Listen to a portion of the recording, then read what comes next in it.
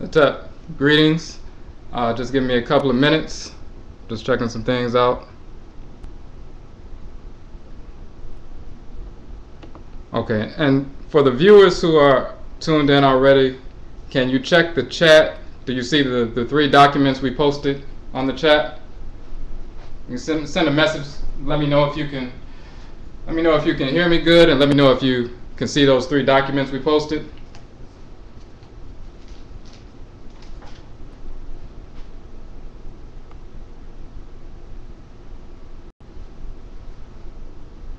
Somebody just send a message real quick. The documents that we have posted are the Nchin document, the Afura Whole Life Interventions document, and a link to the excerpts from the Nkwamuwa journal. So send me a message. Somebody just send a message saying that you can hear me clearly. Okay, good. And can you all, do you see the links that we posted? In order for you to post, you have to log into Ustream. Okay, cool. All right. So Michiamo, my name is Kwesi Rod Nahembutaya Khan. This is our first broadcast for Sankofadwuma, and what we're doing is this is a presentation, a workshop that we typically conduct with human service professionals, Afurakani, Afuraitkaitnut, or African Black human service professionals, therapists, psychologists, case managers, community support workers, people in the field of human services, as well as teachers, parents, schools, cultural organizations, independent charter schools, as well as other schools that allow us in to talk to our children into the community. So it fits a wide variety of organizations. It's about getting our people to recognize the value of culture in our wellness, physiological wellness, physical wellness, as well as spiritual or cultural wellness. So what we're going to do is we're going to go through the majority of the workshop that we typically conduct. We typically conduct the workshop about 2 hours, 1.5 to 2 hours. We go through the 3 documents that are posted. The Nchin document, and you can download these so you can follow along as we go through each document. The Nchin document, principled adaptability, individual treatment plans in the cultural spiritual domain. The Afura document, the whole life interventions document. You should be able to download that. And then we also have our journal, Nkwamuwa Whole Life Journal. This is the first issue. What we have linked is a link to the website and excerpts from the journal. We have a electronic version of the journal. We also have a hard copy version. You can order those directly from the website. The link is there, but there are excerpts, and we're going to go over the excerpts just to show how we use this journal. We publish this journal specifically for human service professionals, as well as teachers, parents, and so forth in our community to help with our clients, with our consumers, with our students, with our children, and so forth. So first, let's get into the first document. Now, this is the first document, Nchin, principled adaptability, individual treatment plans in the cultural spiritual domain.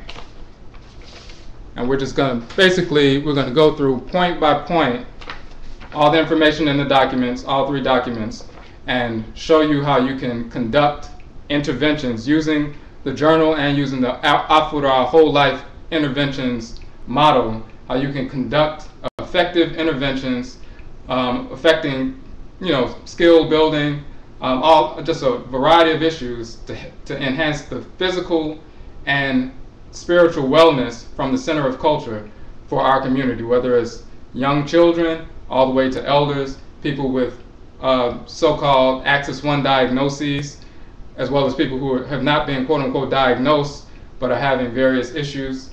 And some people, they haven't been quote-unquote diagnosed, but our people, we have different issues that are causing us to engage in self-destructive behavior, and it is only through culture, embracing our innately held culture, where we can grasp the values necessary to reconstruct our behavior to something that's constructive as opposed to self-destructive. So we're going to go through this document first. You can read along, and we'll explain the concepts as we go. All right. So in Chinchin first, this Adinkra symbol. Adinkra symbols come from the Akan people of Ghana, West Afuraitkaitnut, West Africa, as well as Ivory Coast in West Afuraitkaitnut, West Africa. The Akan are the largest group in Ghana and Ivory Coast.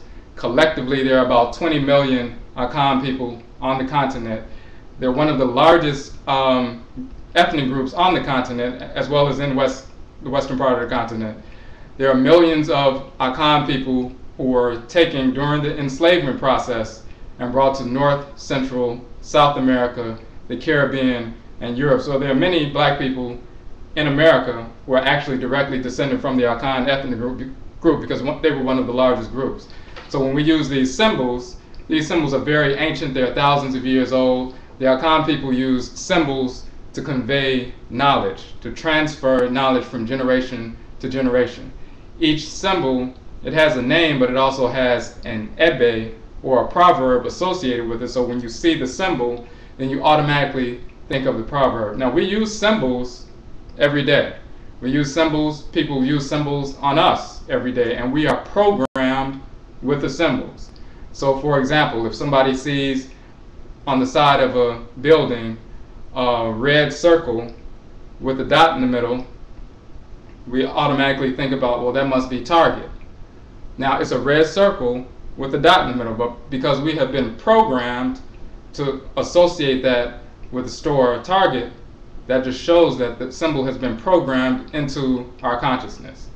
If you see a cross, a perpendicular line and a horizontal line, we automatically associate that, whether it's children or adults, we automatically associate a perpendicular line and a horizontal line with Christianity, with some form of quote-unquote religion. That's because we have been programmed to see two lines, and we automatically have a thought because that has been programmed into our psyche, programmed into our spirit. So symbols are powerful. Images are powerful. We have always used symbols to program ourselves positively with truthful information that can help us in our day-to-day lives. So in fact, the symbols I have on right here, this necklace, these are Adinkra symbols as well. They're in brass, but there are hundreds of Adinkra symbols. These are a couple of them. So we use symbols to positively indoctrinate, in a positive sense, our values of our culture, to guide our behavior, help us navigate through the twists and turns of life with skill. So, in fact, this symbol right here, Nchin, when you see the symbol, now the proverb associated with Nchin means, and it says, Obra Kwan Ye Nchin. Life's road is full of twists and turns. We must learn to adapt. And this is a fitting symbol for our process, for our teaching, because when we come in contact with what people will call clients or consumers, whether it's children, people in foster care, children in foster care, adults in foster care, people who are going through all kinds of situations. If you're a community support worker, a case manager, a therapist, a psychologist, a psychiatrist, people have a number of issues. It's about the changes of life that they're trying to grapple with in a positive and self-affirming fashion. So the reality is that Nchin conveys life's road is full of twists and turns. Chin means like a zigzag or a bent line. It's like, in a sense, it's kind of like a snake moving back and forth. And it's showing that life's road is full of twists and turns. That's the reality. There's no changing that. So therefore, it's implied that we must learn to adapt, since life is going to give us obstacles, or what we could consider obstacles, but if we learn how to adapt, they're not obstacles, they're just changes.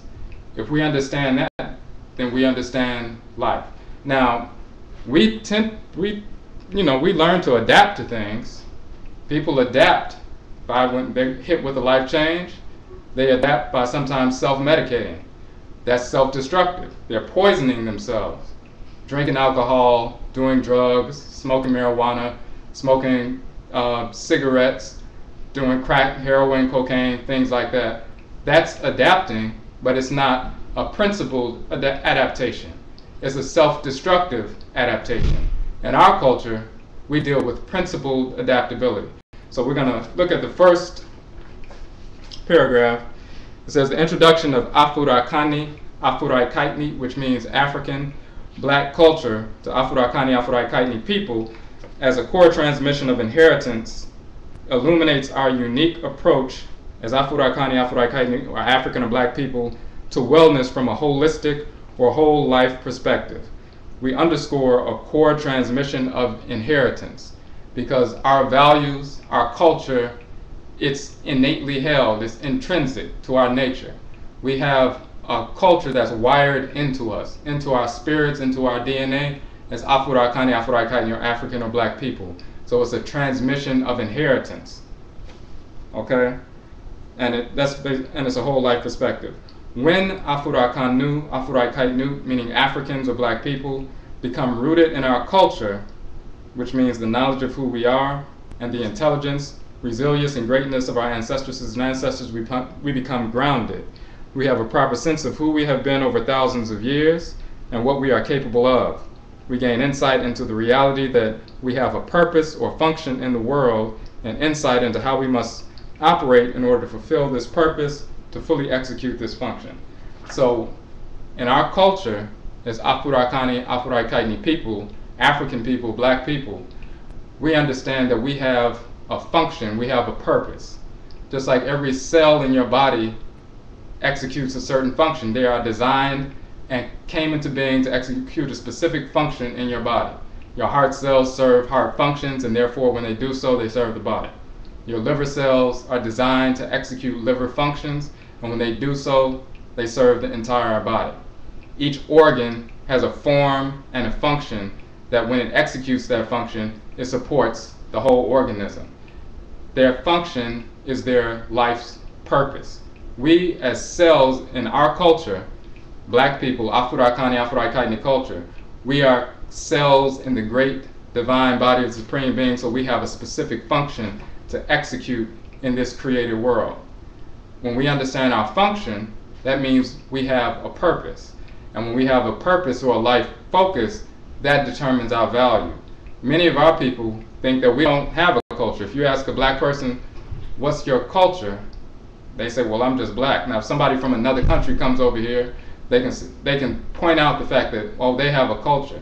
They have a language, they have a certain way they dress, they eat certain kinds of food prepared in certain ways, they have a certain kind of approach to different aspects of life, they have a certain way that they raise their children.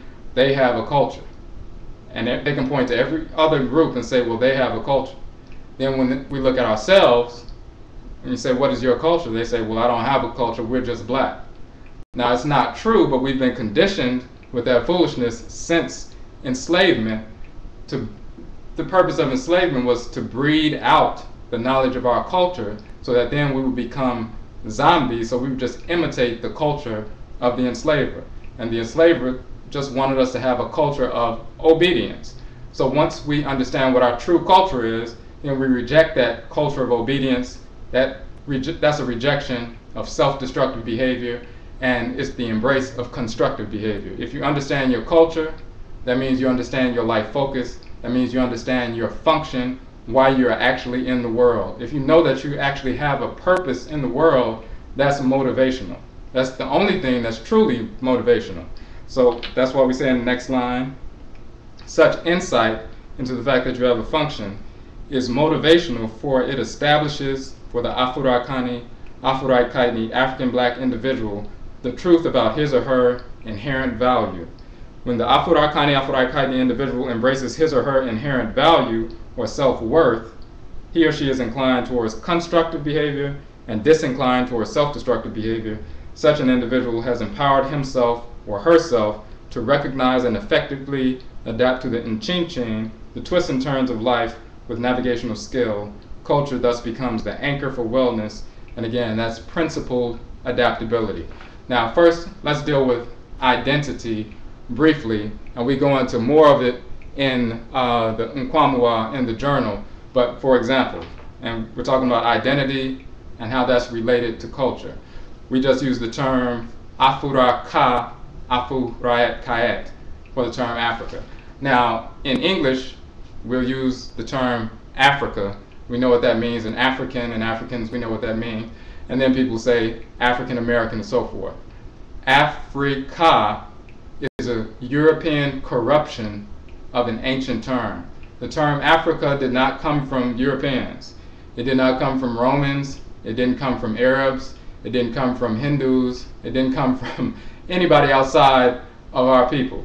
Now, when you study the etymology or the root of the term, the origins of the term, it comes directly from our ancestresses and ancestors. Over 40,000 years ago, we were using the proper terms to define ourselves. Before any other people existed on the planet, when we were here, we are the first people who were created, and the only people that were created on this planet. We've been here for millions of years. We did not evolve from apes. We've been here for millions of years as human beings. So when we use terms to describe ourselves and the landmass and ourselves in relation to the landmass, we call the landmass not Afrika, but Afuraka. That's the masculine title, and Afuraitkaitnut, which is the feminine title. So let's deal with the term Ka. Ka means a raised land or a high land, like a hill or a mountain. Ka is the masculine way of saying it. Kayet is the feminine aspect of it. Now, Ra means the creator.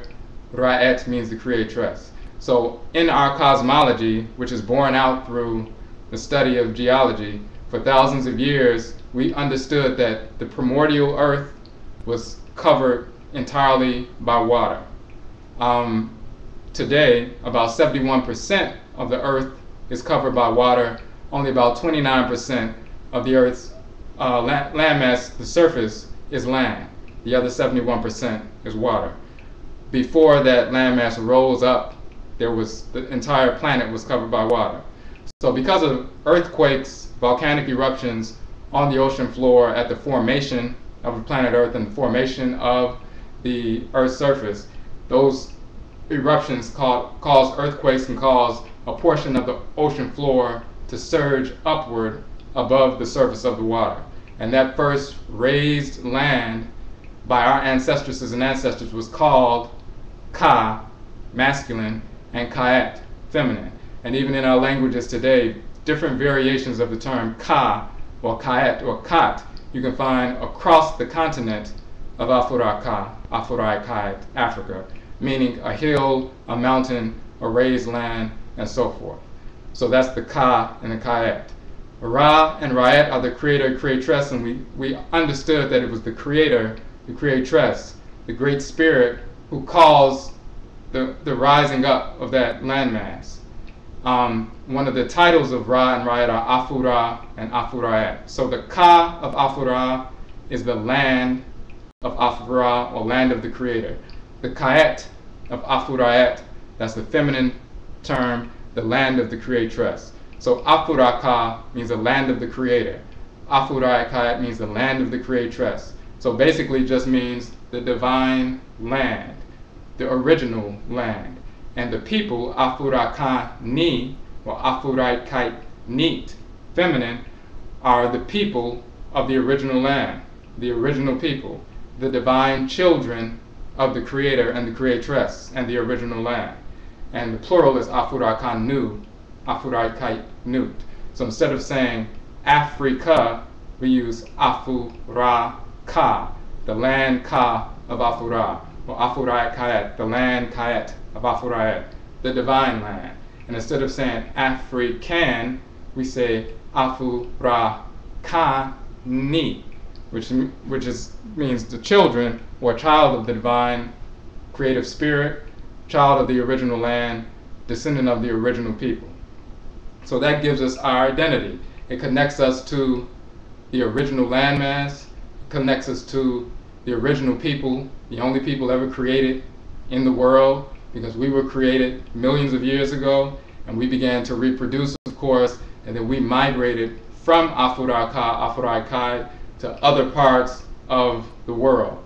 Originally, when you look in science, you'll see that they call it the original continent, a supercontinent, and often they will call it Pangaea or Pangaea, and because of plate tectonics and so forth, the continents separated from this one super landmass.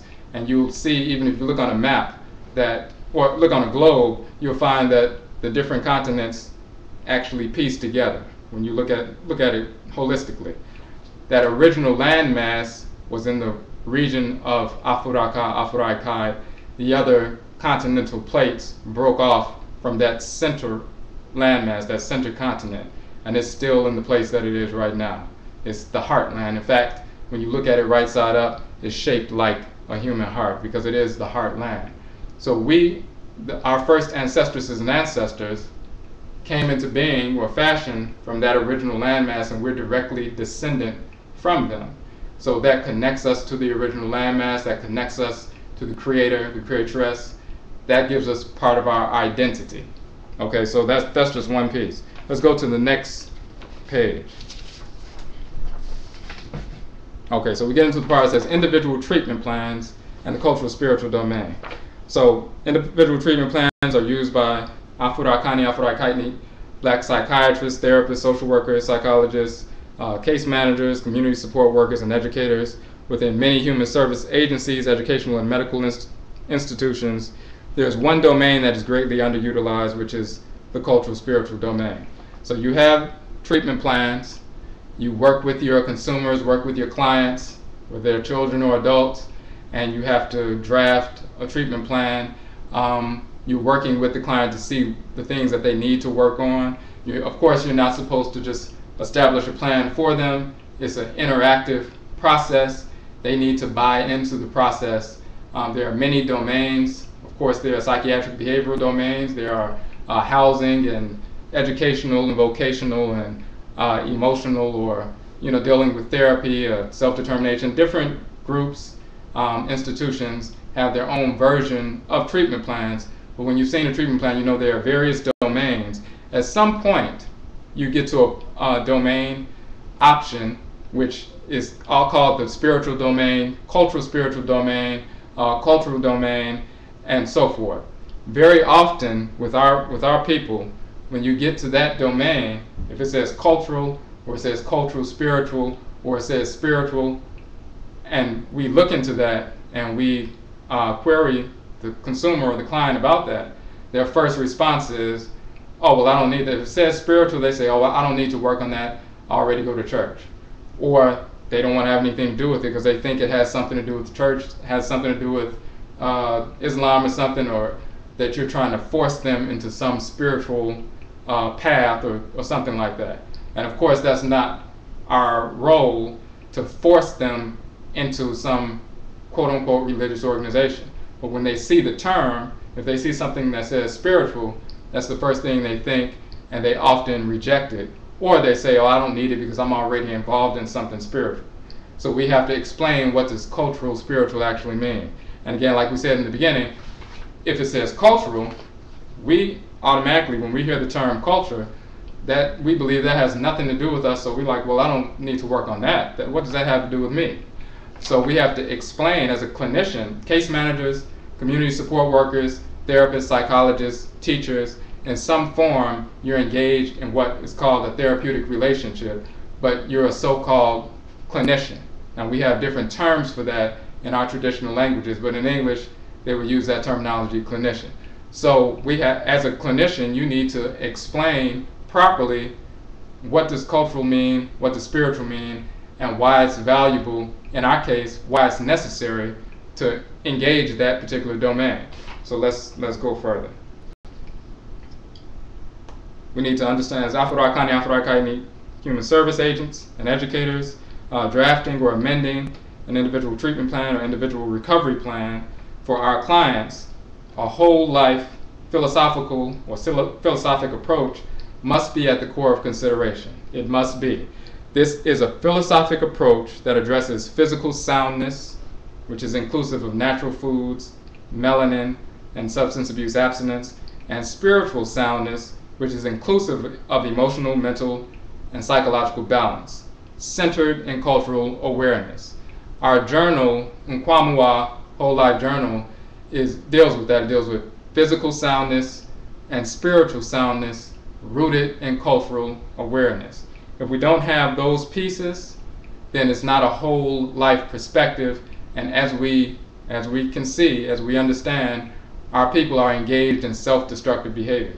Not just the people who are considered, whether it's children in foster care or juvenile so-called justice, bad schools or whatever.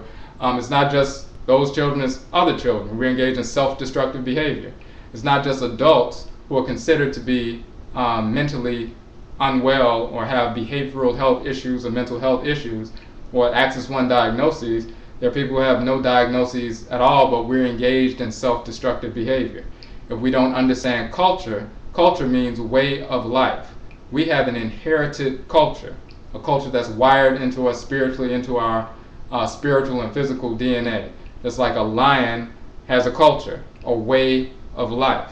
So if you take a lion out of Afuraitkaitnut, Africa, and ship the lion over here and then let them go, they're going to operate the same way, the same culture as the lions and lionesses on the continent. If you have a lion over here that was taken from the continent, brought over here, placed in the zoo, and then they have children, have cubs, lion cubs. As those lion cubs are growing and you release them out into the wild, or so-called wild, but out into nature, eventually, very quickly, they will adapt and begin to function as the lions in Afuraitkai, because they are wired with a certain way. They're designed to execute their life functions in a specific manner. We are the same way. Just because we were taken from the continent and brought over here and began to reproduce over here, we still have the same DNA, but we still have the same spiritual connection to every Afurakani, Afuraitkaitnit person on the planet. There's a connection that we have that is different from any other group of people. It's physiological, but it's also spiritual, and it manifests culturally. We have inclinations. We may have not studied anything about Afuraikai, anything about ancient African culture, contemporary African culture, don't know anything about a language, don't know anything about anything. But when we come in contact with certain situations and we act based on our own innate drives and motivations, we will end up functioning and operating like our brothers and sisters all around the world, on the continent and everywhere else, because we have a culture. So, and we're going to be able to prove that through the course of, the lecture, the presentation, but it's also something that we show our clients and allow them to discover for themselves and prove it to themselves without forcing it on them. So let's get back to that. So it's physical soundness, spiritual soundness, rooted in cultural awareness. That is a whole life perspective. If we don't use that philosophic approach, then we're not addressing the whole person. We're not addressing the whole aspect of the Afurakani, Afuraitkaitnit individual. So we're really not addressing their mental, behavioral health if we're not dealing with the whole life perspective. So we gave a basic definition that you often see on different treatment plans. The cultural spiritual says a sense of heritage and connection, fulfilling cultural responsibilities, expectations, participating in relevant activities, special issues around language and race, etc. So we also say, for thousands of years, Afurakanu, Afuraitkaitnut Africans have recognized the reality that being grounded in the soundness of culture is key to our physical and spiritual wellness. This recognition is part of our intergenerational intellectual inheritance. This is something that has been transmitted through generations wherever we have gone, even through our experience here in what we call the Musuo Kesi, the great perversity, the enslavement era. We have still transmitted intergenerationally a knowledge of culture and the way for us to function and operate in a holistic and orderly fashion. Okay, so Commensurate with this recognition is the reality that there are many areas within the cultural spiritual domain that must be addressed in order for the Afurakani Afuraitkaitnut client to truly establish wellness within the whole of his or her life. So we give two examples. This is just an example of the value and the necessity of what can be called the cultural spiritual domain, but we understand if we don't address physical soundness, spiritual soundness from the center of culture, we are not engaged in assisting our people with achieving wellness. So one example is here. For hundreds of years since the beginning of the enslavement era in the Western Hemisphere until this day, our people have been programmed with the false notion of black inferiority via the media, schools, religious institutions, governmental institutions, etc. The acceptance of the insane notion of black inferiority engenders a false sense of self-hatred.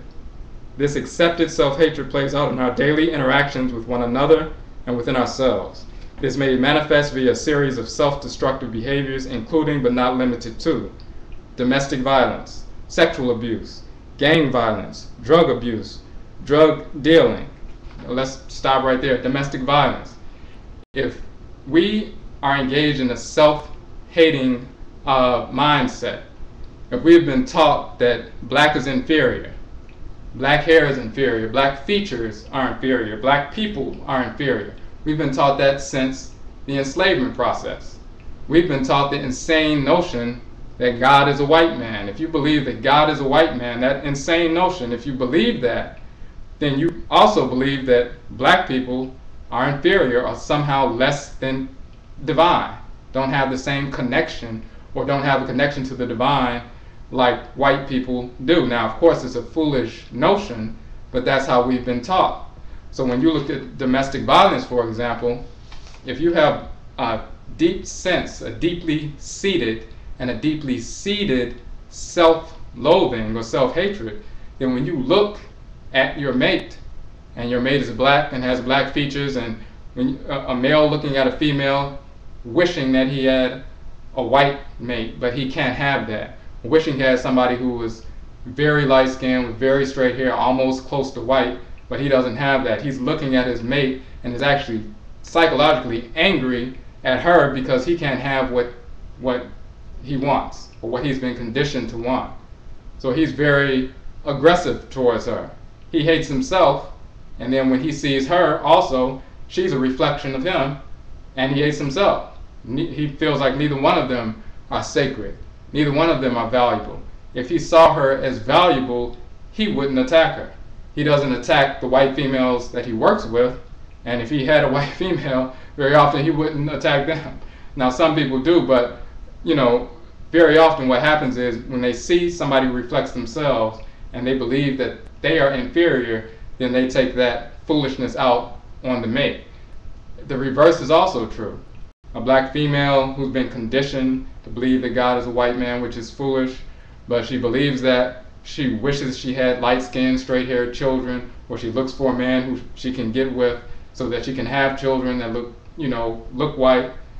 These are manifestations of mental illness, but it's conditioning that we've accepted. So when she sees her mate, she doesn't see a white male. She sees something that represents inferiority, just a lazy, ugly nigger. She wishes she had something else.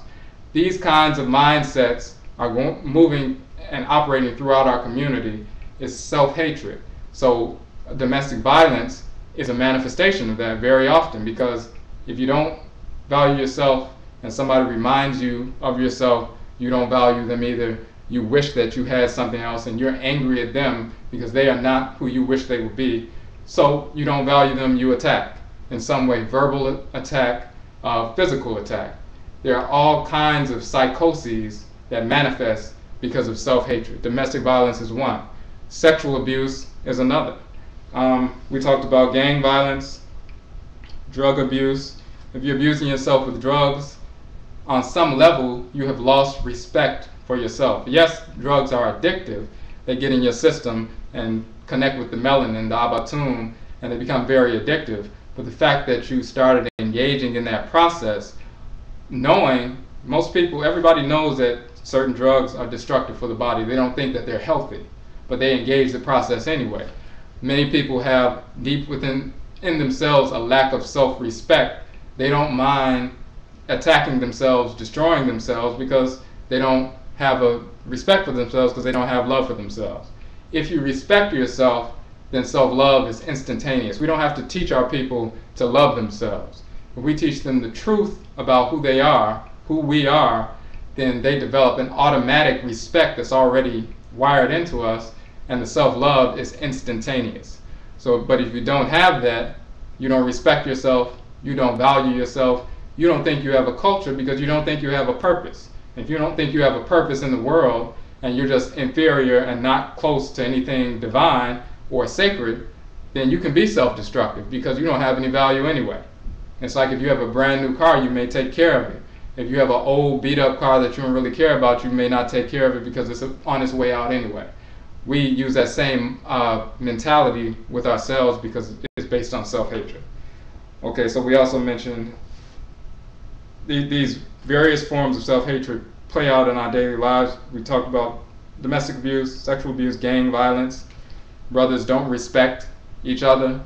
They see each other as enemies. As soon as they see, it's hatred. So drug abuse, we talk about drug dealing. Individuals ridiculing or being ridiculed because of their dark complexions. Ridiculing or being ridiculed because of their dark complexions, natural hair, African normal facial features. Our facial features are not abnormal. We are normal. We are the blueprint for what a human being is. We are the only human beings that were created. We were created millions of years ago as human beings, and then we migrated around the world and established civilizations all around the world. We established the sciences, we established medicine, we established art, we established architecture, engineering, everything.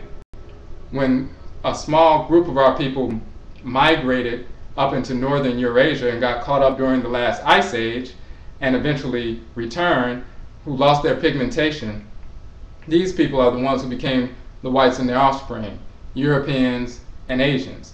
By the time they migrated and came back in contact with the larger population of our people, we had already established the sciences and established civilization all around the world. The whites and their offspring, Europeans and Asians, that includes white Europeans, Asians, Hindus, Arabs, and so forth, they all learned about civilization, civilized society, the arts, the sciences, religion, spirituality. They learned about these things from coming in contact with us. They didn't have any of these things until they came in contact with us. And it was based on their observation and eventually them invading our countries, waging war for thousands of years. Most of that time they were being crushed militarily by our armies, but over the last, especially over the last 150 plus years, they have gained the upper hand.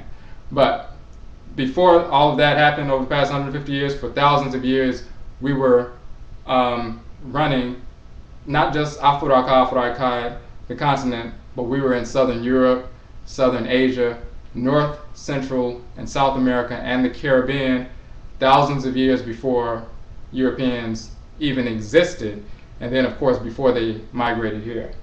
So when we, when you see people ridiculing others because of dark complexions, or being ridiculed because they have a dark complexion, ridiculing others because they have normal African features. Our noses are not wide, they're normal. Europeans have unusually small noses. Our lips are not big or full, we have normal. We are the prototype for humanity. We're the only people who created. Their lips are unusually small. Our body types are the standard for what a human being is. We were created. Theirs is not. So we're the standard to be measured against. We don't measure ourselves against them. They're not the standard. We're the standard. So anything that deviates from the standard, that's abnormal. But the Europeans have flipped that around since the enslavement process to make themselves artificially the standard, and anything that doesn't measure up to their standard to them, then they say is abnormal. So we've taken on that foolish mindset So we ridicule people with darker complexions, meaning a natural complexion, or African normal facial features, natural hair, meaning normal hair, all those different things. Darker skinned children and adults being treated negatively by teachers, parents, and others, while witnessing lighter skinned children and adults being praised, treated with favoritism, etc. Not only have we seen that, and that goes on all across the country and different parts of the world, but our clients, our consumers, if you're working with a client, if you're a therapist, if you're a psychologist, if you're a case manager, if you're a community support worker, if you're a teacher, you're a social worker in a hospital, no matter where you are, our clients are dealing with these things, and it generates anxiety. If they're being ridiculed because of, they have a darker skin, normal skin, or natural features, natural hair, and so forth, or they engage in ridiculing others, that's a manifestation of self-hatred.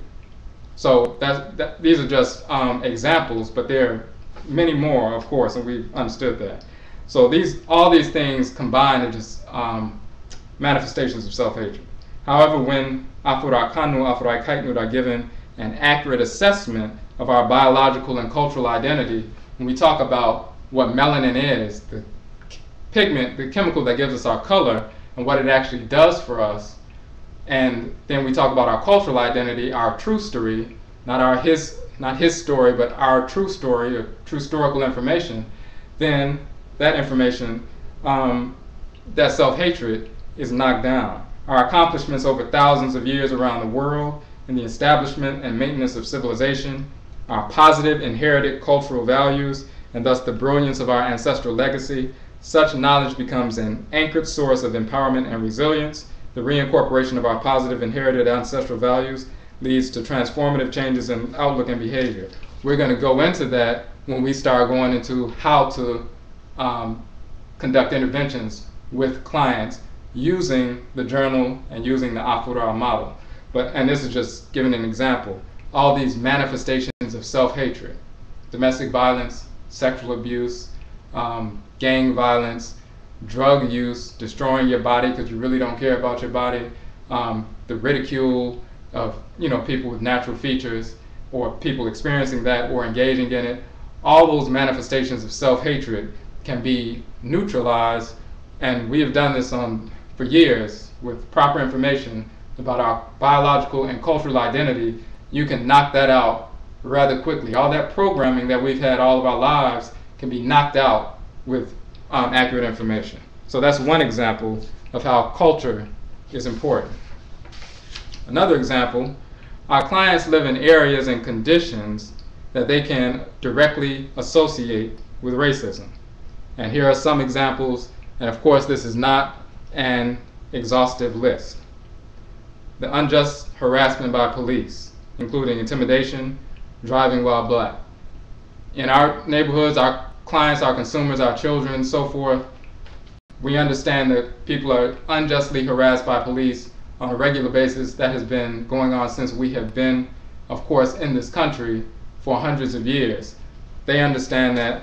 They understand this racism, even though some people try to say, oh, you're just, making it up. They know innately, instinctively, that they're being treated in a negative fashion because they're black. They know it's racism, and they internalize that, and it can cause anxiety because they know what's happening, and sometimes they don't understand what they need to do to neutralize it or fight it.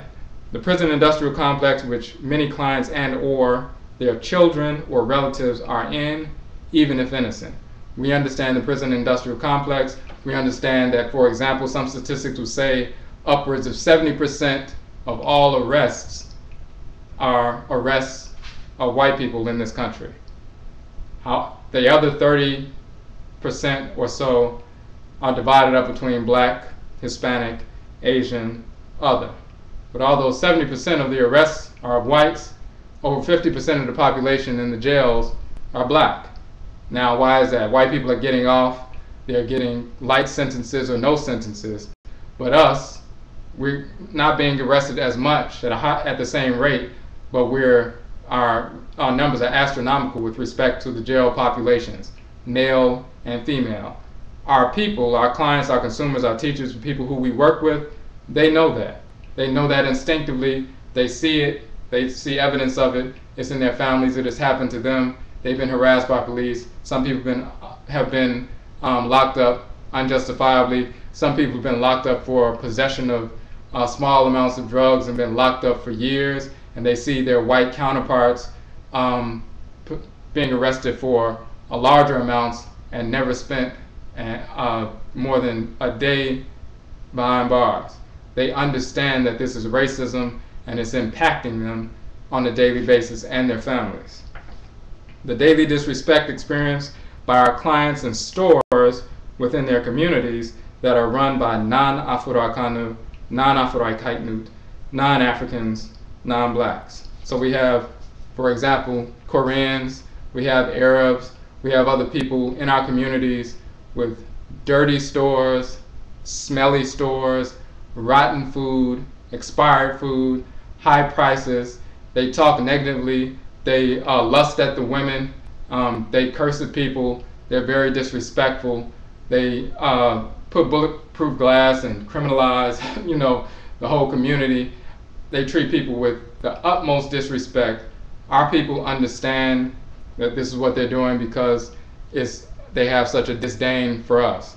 They want to take our money and leave our community with our money and go back to their communities, but they have nothing but disdain for us. Our people understand that. They can directly associate that with racism because they know exactly what it is, although people try to seduce them into the false belief that we're making it up in our minds. We understand racism when we see it. And sometimes they just, the perpetrators just come right out and say it.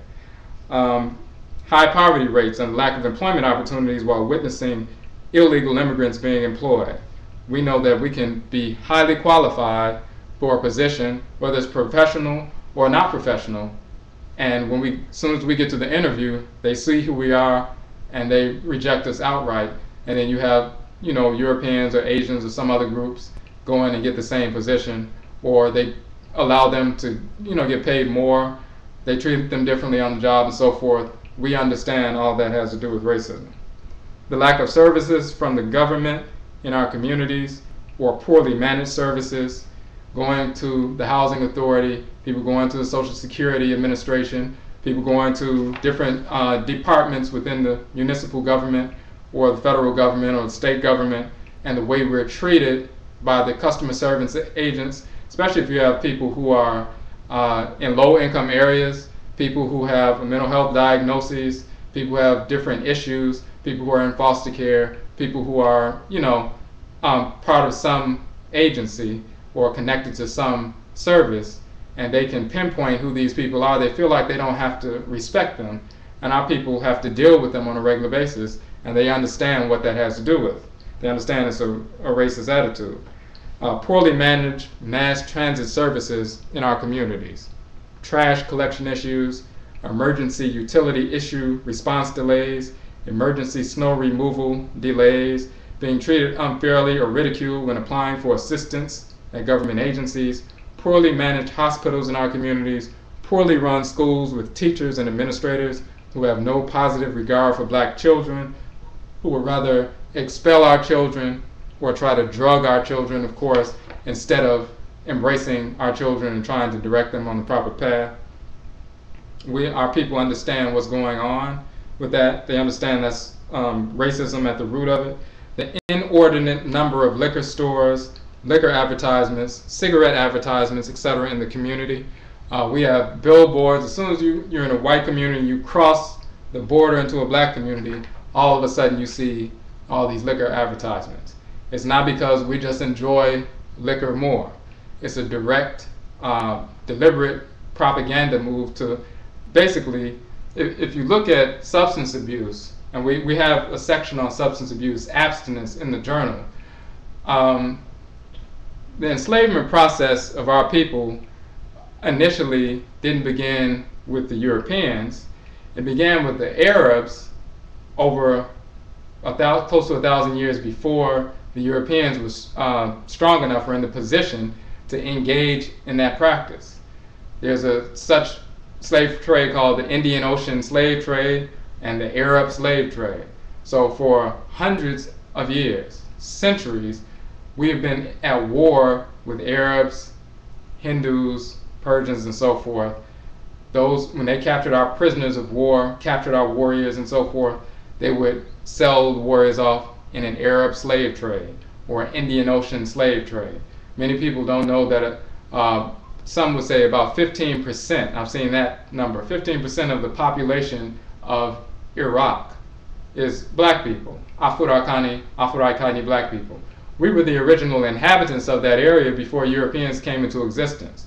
At that time, over 6,000 years ago, and into 5,000, 4,000, the area was called Sumer. People were called Sumerians. These were black people who established civilization in that area. Next door in Iran, that place back then was called Elam, and this was another black civilization, an ancient civilization, high civilization, high culture. And Europeans eventually invaded and waged war, and for thousands of years were at war with our people. But by the time the Arabs come, this is over 1,000 years ago, wars continued. Some of them were able to take over the northern portion of what is now called Iraq. After a series of wars, they were able to take control. So about 15% of the population, somewhere around that number, is still Afurakani, Afuraitkaitnit black people who have been there for thousands of years, as well as those who were brought there during the Arab slave trade. So, and they live mostly in the south.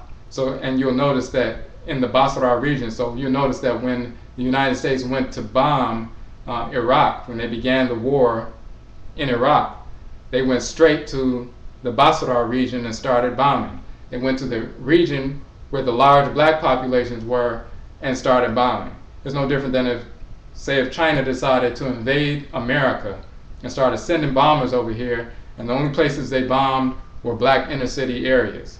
That's not really a war against America. That would be a war against blacks in America. And it was the same thing in Iraq. They went straight to those regions. Same thing in Libya and different places. But, so the Arabs were involved in the slave trade prior to the Europeans. When the Europeans were strong enough to get involved, then they got involved. The same thing in India. There was enslavement of our people in India. There are hundreds of millions of black people in India. We were the original founders of that civilization before Europeans invaded that area. In the Tang dynasty in China, around what they would call the 8th century AD, the Chinese were enslaving African people, Afurakani, Afuraitkaitnit people, prisoners of war, when they were able to capture some through the whole Arab slave trade, Indian Ocean slave trade process. They enslaved some of our people when they were able. Now, most of the time they were not able, just like most of the time the Europeans and Arabs, there were only certain pockets of people that they were able to capture because we were waging war and we were usually winning. It's only been in the past 150 plus years that Europeans have really gained the upper hand. But for hundreds of years, whenever the Europeans, the Arabs, the Hindus, the Asians, including the Chinese, whenever they got a chance, they were enslaving our people. Now, when we were brought over here during the Atlantic slave trade, so-called slave trade, we were enslaved. We weren't slaves on the continent and brought over here. We were free people who were enslaved when we got here. So they didn't bring slaves from Afuraka, Afuraikai. They brought architects, they brought agriculturalists, they brought doctors, physicians, people who were involved in, engineering, all these different kinds of fields of endeavor. And then once we got here, we were imprisoned and we were enslaved. So one of the first crops, the major crops that we were forced to pick was not cotton. Before cotton became quote unquote king as the major crop, it was tobacco as well as hemp.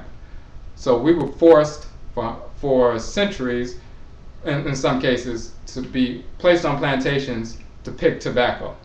Now the children and grandchildren, great-grandchildren of the tobacco farms, plantations, are the owners of the big tobacco companies.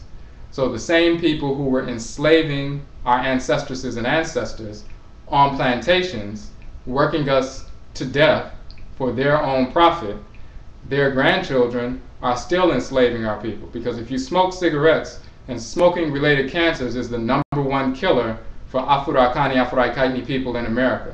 If you add up all the other killers, whether it's fires or car crashes or all these different things combined, they don't equal the number of smoking related cancers in our community. So that's the #1 killer.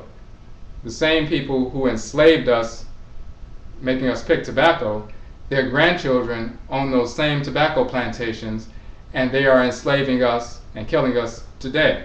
Because if you go into a gas station or if you go into a convenience store and you pick tobacco from the shelf, then you're picking the same tobacco from the same plantation and you're putting it in your body. And what's happening is, once it gets in your system, it's working your heart and your lungs to death. So you're paying the plantation owner, the tobacco plantation owner, to work, to enrich them while you're being worked to death at the same time, and you succumb to an untimely death. Just like our ancestresses and ancestors were forced to work on the plantations till they died very early in their lives to enrich the plantation owners. Now what happened was, previously the Arabs were in control of the enslavement process, but when the Europeans got stronger than the Arabs, they united. What happened was the Arabs would capture very often, and then they would deliver us up to the Europeans for a fee. They were the middleman at that point. The same thing is occurring today, and it was the same with the Asians and the Hindus. The same thing is occurring today. The white plantation owners took over, so they were running the plantations in the Americas. The Arabs, just like they caught our people and delivered us up to the Europeans, typically their descendants, the descendants of the white plantation owners, are the cigarette company owners. The descendants of the white Arabs and Hindus and so forth and Asians are the white Arabs and the Asians and the Hindus who are working in these convenience stores that are in the black communities all across the country. And they are the ones usually selling us the cigarettes and the alcohol and so forth, and sometimes the crack cocaine and the heroin and other drugs. So they are the middleman again. The Europeans own the tobacco plantations and the products, and the Arabs, Hindus, and Asians deliver us up as the middleman to the Europeans. We give them our money, we enrich them, and we die at the same time. So this is a process that's not just been going on for the past few decades, where convenience stores like 7-Eleven and other corner stores are selling this poison to us. And we weren't just enslaved on plantations, also in alcohol distilleries. Some people were enslaved to do that kind of work. So when they sell us alcohol, sell us tobacco, sell us marijuana, because we were picking hemp as well, the same groups, Europeans, Asians, Hindus, and so forth, are enslaving our people at the same time. So that's just, and we understand that when we go into a store and it's dirty and it's smelly, they're selling rotten meat, they disrespect the people, we understand that this has to do with their disdain for us. It's purely racism. We understand that, and our people are dealing with these issues on a regular basis. Okay, so we touched on that. We talked about the expired food items on the shelves, overpricing in our communities in comparison to other communities, the inordinate number of liquor stores, liquor advertisements, cigarette advertisements, and so forth in the community, having to patronize retail establishments where consumers must purchase everyday items through bulletproof glass, criminalization of the entire community. So we talked about that. We talked about different stores, for example, major grocery store chains and convenience store chains being regularly out of water when it's hot outside. Those kind of little things, rotten fruits and vegetables, and we said expired food items on the shelves. We all understand that if they had these stores in other communities, not only would the other communities not support them, but they wouldn't even attempt to put overpriced items or expired food items or being out of water and things like that in other communities. They treat our community like that because it has to do with racism, and we understand that. struggling to pay market rent for apartments that are owned by slumlords, rodent and insect infestation issues, heating issues, loitering issues, living in high crime areas where the police look the other way with regard to drug dealing, possession, and so forth, assault. We're living under all these various conditions. Our clients, our consumers, our children, our students, they are living under these conditions. They can be directly associated with racism. It can become overwhelming for anybody in the community who doesn't know how to handle these kinds of things. But it definitely, if somebody has a behavioral health issue, a mental health issue, or going through some kind of, or connected to some kind of agency and they need assistance, definitely they're going to have problems dealing with these issues. If we don't address things from a cultural perspective, to put these things in context and show them, empower them in a way to overcome these obstacles and maintain their sanity in the real sense, in the true sense, then we're not really serving them. We're not serving them in a whole life approach or perspective. So this is why we say they live under these conditions. If they're internalized, they contribute to chronic anxiety. All these different things that we're living under on a day-to-day basis, not only the part about self-hatred and the ridicule and domestic violence and things like that inside the home, inside the schools, but then when they leave and go outside, as soon as they step outside their door, they get on the bus, go to the store, go to a government agency, go to a school, go to a job, or traveling to these different areas, they are bombarded. We are bombarded with racism on a regular basis. For some of our people, that can lead to chronic anxiety. Leads to depression, can lead to anger, it can lead to physical disease such as hypertension, self-medicating, like we talked about, alcohol and drug use, overeating, which in turn leads to obesity and disease, diabetes, kidney disease, heart and lung disease, liver disease, and so forth. The lack of coping skills and the internalization of self-hatred related to racism contribute to some clients exploding via domestic violence incidents, acting out other forms of violence, or imploding under suicidal ideation, self-denigrating or self-harming behaviors. The confluence of these factors gives rise to huge high incidence of physical illness, death, incarceration, and or mental illness in our community, inclusive of youth and adults, uneducated and educated or professional. So it's not just people who are uneducated, it's not just youth, it's not just people who are not professionals, professionals and non-professionals, educated, quote unquote, uneducated, young and old. These things affect us. When we internalize these things, it affects our emotions, which leads to the way we communicate with one another, but it also manifests as physical illness, anxiety, sometimes mental illness in various forms. However, the negative emotional and mental psychological effects and the destructive behaviors manifested by our clients can be reversed through engaging the clients through the cultural spiritual domain. This is affected by providing our clients with accurate information about our identity as Afurakanu, Afuraitkaitnut, and our positive inherited cultural values rooted in our identity and our unique approach to the resolution of conflict and eradication of disordered thoughts and behavior rooted in our inherited cultural values. So then we give an example of a cultural spiritual domain goal and a set of objectives. So you understand when you have a treatment plan, you have to have goals and objectives. In the cultural spiritual domain, and we'll go through the process of how to conduct these interventions. When you're sitting with clients, you have to arrive at some goals. You have to establish some workable objectives that can be achieved. And then of course, if you're working for an agency, your funding sources have to see documentation, progress notes, and so forth that actually capture interventions that are effective, that match up with the objectives, meet the objectives, and help the consumer or the client meet the goals. So we go into that as well. We have an example of an intervention in the cultural spiritual domain here that we've used successfully with young children as well as adults for over a decade in educating the individual on melanin. and we provide the client with a 7-part definition of melanin, and that definition is in the Nkwamuwa journal. Let's see, does anybody have any questions so far on the Nchin document that we're going over?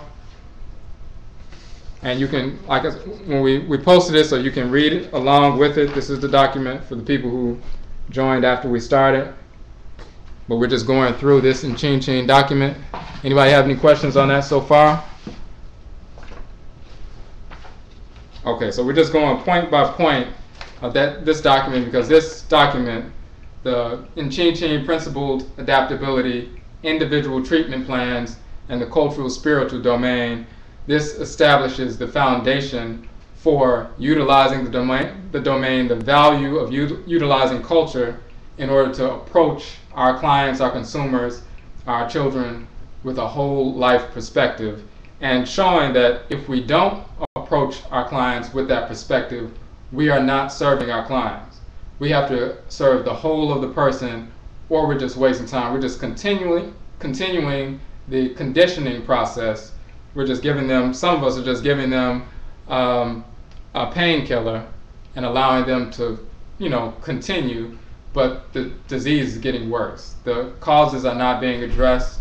We're just dealing with symptoms, and we're just masking the pain.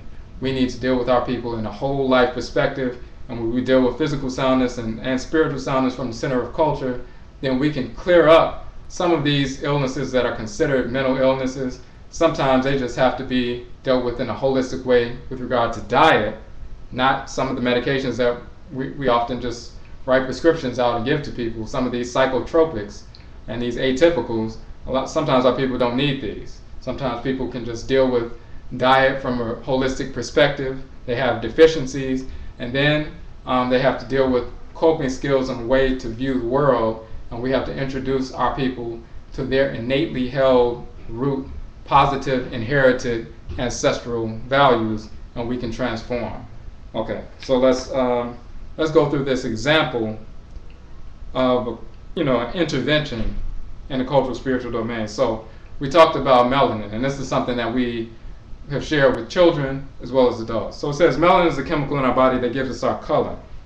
Melanin is found in our skin, of course. It gives us our brown skin, black skin, hair, eyes, and all the major internal organs and systems.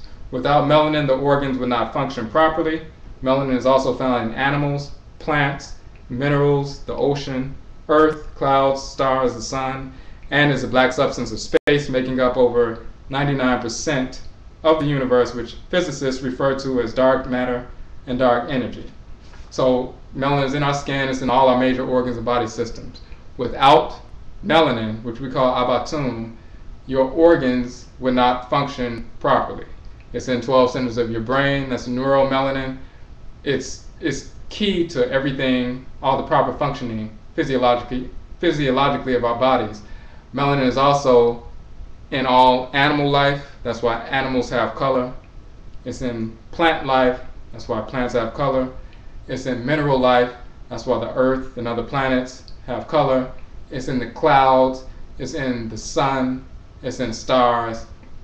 It's in the black substance that is called dark matter or dark energy that all the planets, sun, moon, and stars dwell in. That black plasma, that is actually what they will call cosmic melanin, and that same substance is within our bodies as the melanin that's in our skin and gives us our pigment. Okay, it's found at the site of infections, cuts, and wounds. It helps to clot blood and so forth. So when you get a cut, melanin goes to the cut. It helps to clot the blood. It helps to cleanse out the wound, and then it creates a natural band-aid, which we call a scab, which of course is dark because it has melanin, and it helps to protect from further infection and also helps to heal the wound. And eventually, days later, when the scab falls off, then the wound is healed. So melanin is actually healing and protecting us. Beyond just being the color, it's healing and protecting us. We also talk about the melanin molecule readily binds with drugs such as cocaine, marijuana, nicotine, etc. Black people, because of our high melanin content, therefore get hooked quicker and stay hooked longer on drugs than any other race. Drug use is thus more devastating to us than others. So we have more melanin, more pigment inside our bodies as well as outside than any other group. When drugs like cocaine or heroin or marijuana get into our system, the molecular structure is very similar, so a hybrid is created molecularly, and then our bodies begin to crave this hybrid, so therefore we get hooked quicker and we stay hooked longer than any other group when we engage in drug use. Europeans understand that. They manufactured crack based on our molecular structure with regard to melanin, so that we would get hooked quicker and stay hooked longer, and it would be more devastating to us than it is to other groups. But even beyond crack, any drug, whether it's marijuana, whether it's heroin, cocaine, PCP, ecstasy, anything, all of these synthetic drugs bind to melanin, so melanin-dominant people get hooked quicker and stay hooked longer than any other group. But however, so that just shows how destructive drug use is to our people. But all these other facts about melanin being the sun, moon, stars, the black substance of space, animals, plant life, mineral life, helps us to heal our bodies, helps to protect us, and so forth.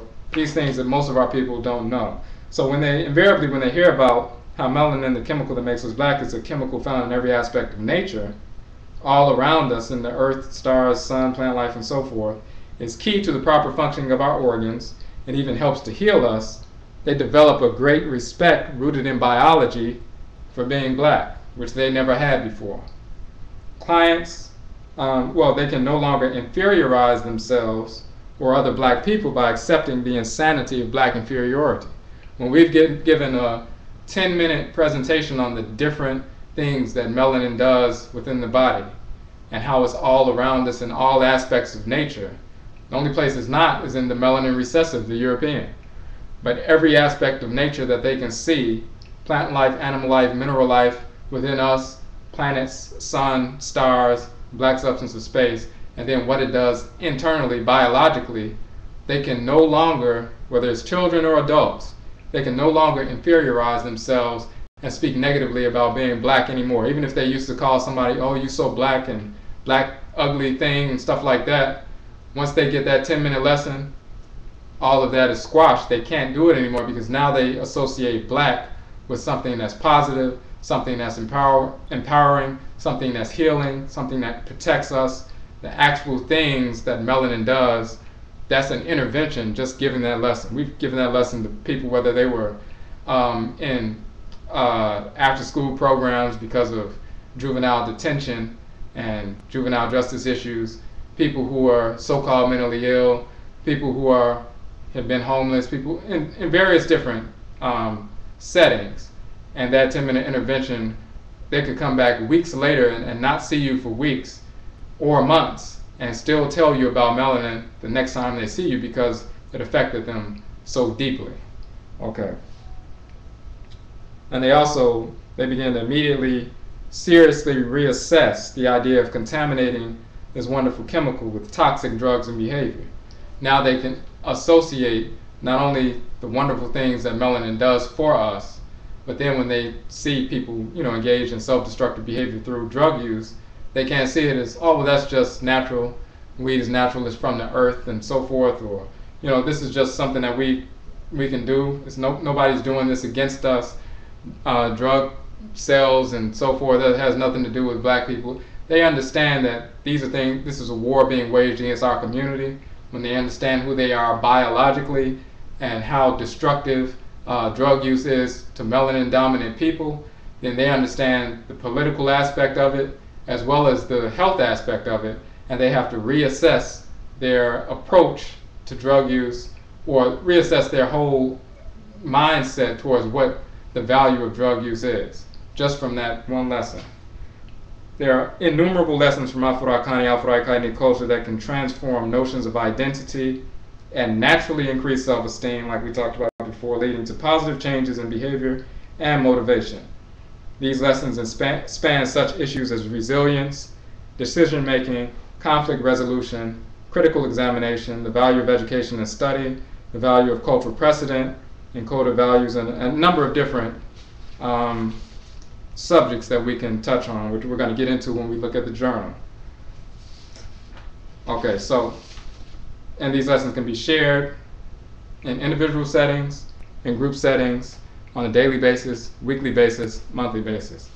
Critical to disseminating such lessons as an Afurakani, Afuraitkaitnit human service agent or professional or educator is facilitating the client's self-discovery of how these lessons are part of an inherited set of positive cultural values. These things that are wired within us. That's key for us as Afurakani, Afuraitkaitnit people in America who falsely believe that we have been cut off from our culture. Okay, so we talk about that a little bit more, and then we talk about finally utilization of the cultural spiritual domain by Afurakani, Afuraitkaitnit human service agents and educators in the service of our Afurakani, Afuraitkaitnit clients, expedites their recovery, restoration by increasing our clients' motivation and awakening their innate propensity toward personal and group empowerment. They learn to adapt and are thus empowered to navigate the twists and turns of life with skill and dexterity. This is an expression of the Afurakani, Afuraitkaitnit approach to wellness, a whole life approach reflecting principled adaptability. So again, this is the foundation, the rationale for the necessity of utilizing culture in the process of our people achieving wellness, principled adaptability. So do we have any questions so far on this? Sister says, will this intervention work on psychosis? It has worked, and we're going to go into the intervention process. We have worked with people who have various forms of psychoses. Sometimes the psychoses have a physiological component as well as a behavioral health component. Sometimes they don't have a physiological component. I have a previous client. His diagnosis was bipolar 2 disorder. He was the kind of individual who would try to jump off of balconies, walk into traffic, set himself on fire, all these kinds of things. He did have a physiological issue. There was some brain damage. He had been shot in the head before. However, there were 2 things that happened. He ended up leaving the state, and he got connected, because I gave the information to his godmother, he got connected with a naturopath, and she showed him different dietary practices, took him off the medication.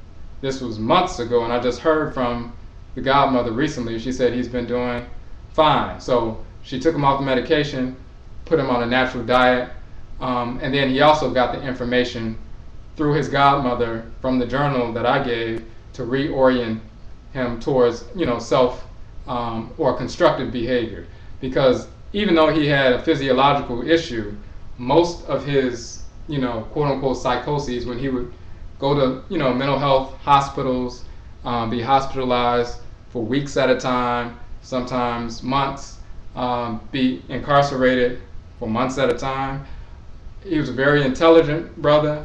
You could tell there were certain things that were off. Part of it was from the brain injury, but a lot of it had to do with internalized self-destructive worldview. And once he was given a different worldview in connection with a different diet and so forth, he was able to transform. Okay. Will these interventions work more specifically on a particular cluster of DSM disorders? No, it depends. It really, if there's a physiological component, and now some people have, if they've been shot and it's a really very damaging to nerves and so forth, and their synapses are not firing properly, and they're just kind of catatonic and they can't do anything. There are certain things that are physiological that have to be dealt with that way, and it's only so much you can do. But most of these disorders, most of these major depressive disorder and bipolar disorder, and even some of the schizophrenia, disorders under that rubric, a lot of them have to do with their worldview. Some of these issues, and we talked about this in a different session, and we don't get into this with the clients, but since you're asking, some of them is a spiritual problem. When they talk about they're hearing voices, they want to harm themselves, they want to harm other people. Some of that has to do with spiritual communication. Sometimes that has to do with ancestral communication. And you can tell if you're skilled and you're connected to ancestral culture, you can tell the people who are really going through that, and it has nothing to do with therapy, it has nothing to do with medicine or atypicals or things like that. If the clinician is skilled and they can deal with those spirits that are plaguing the person ritually and get rid of them, it's done. It has nothing to do with therapy. They don't have to sit in therapy for months or years. They don't have to sit in groups. If you remove the spirits that are dealing with them and causing problems for them, and then help them to empower themselves, they'll be straight.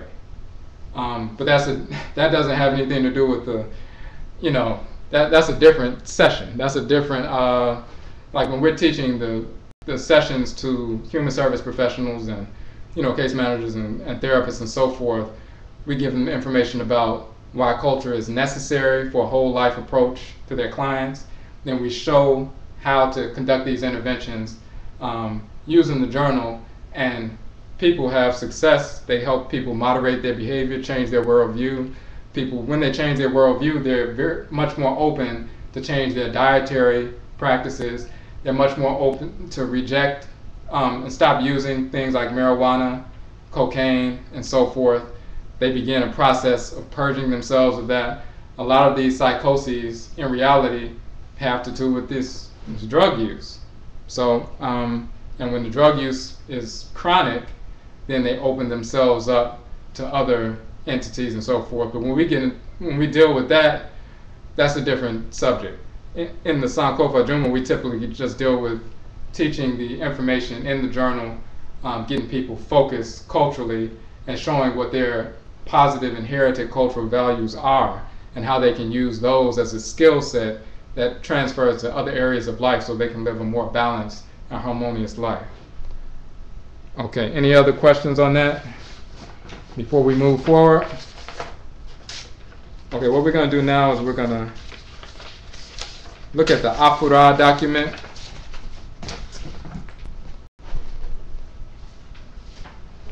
Okay, I'll put the link, if you scroll down you'll see the link. This is the Afura document, Whole Life Interventions.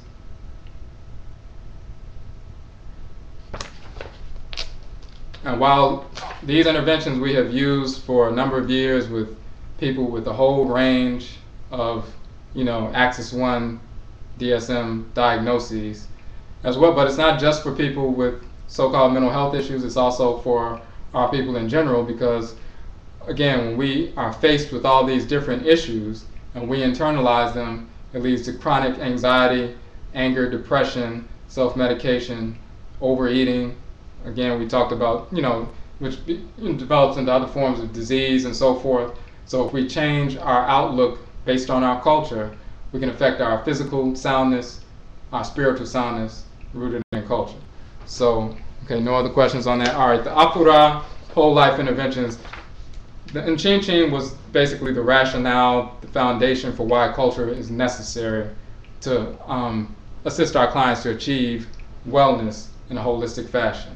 Now we have a model to conduct interventions, and we call it the Afura model. It is an acronym, and we'll go through the acronym. And then once we go through this process of, how we conduct these interventions, we'll look inside the journal, because what we do is, what I do is I give a copy of the journal to my consumers, to my clients. And sometimes if it's a client that can't read, you can sit down and read the information to them. You can do it, you can help them with other issues. If you're a case manager, community support worker, therapist, if you're working on various issues, if they have housing issues, if they have legal issues, you deal with those different issues. In addition to that, before you leave the client, you can give them, just for 10 minutes, 15 minutes, often if you're billing for service, if you're an independent contractor, very often those billing units are in 15-minute chunks, so you can use 1 unit, but usually it goes into at least 2 units, because as soon as you give them the information in a non-confrontational way, you just share information with them, they are very open to it and they want to hear more, and they start to look forward. Even those clients who are quote-unquote difficult, who don't want to see their therapist, or are being forced to see a therapist, or don't want to see their community support worker, or don't want to see their psychologist, once you start giving them this kind of information, just sharing it with them, then some of them start looking forward to seeing their therapist, or seeing their caseworker.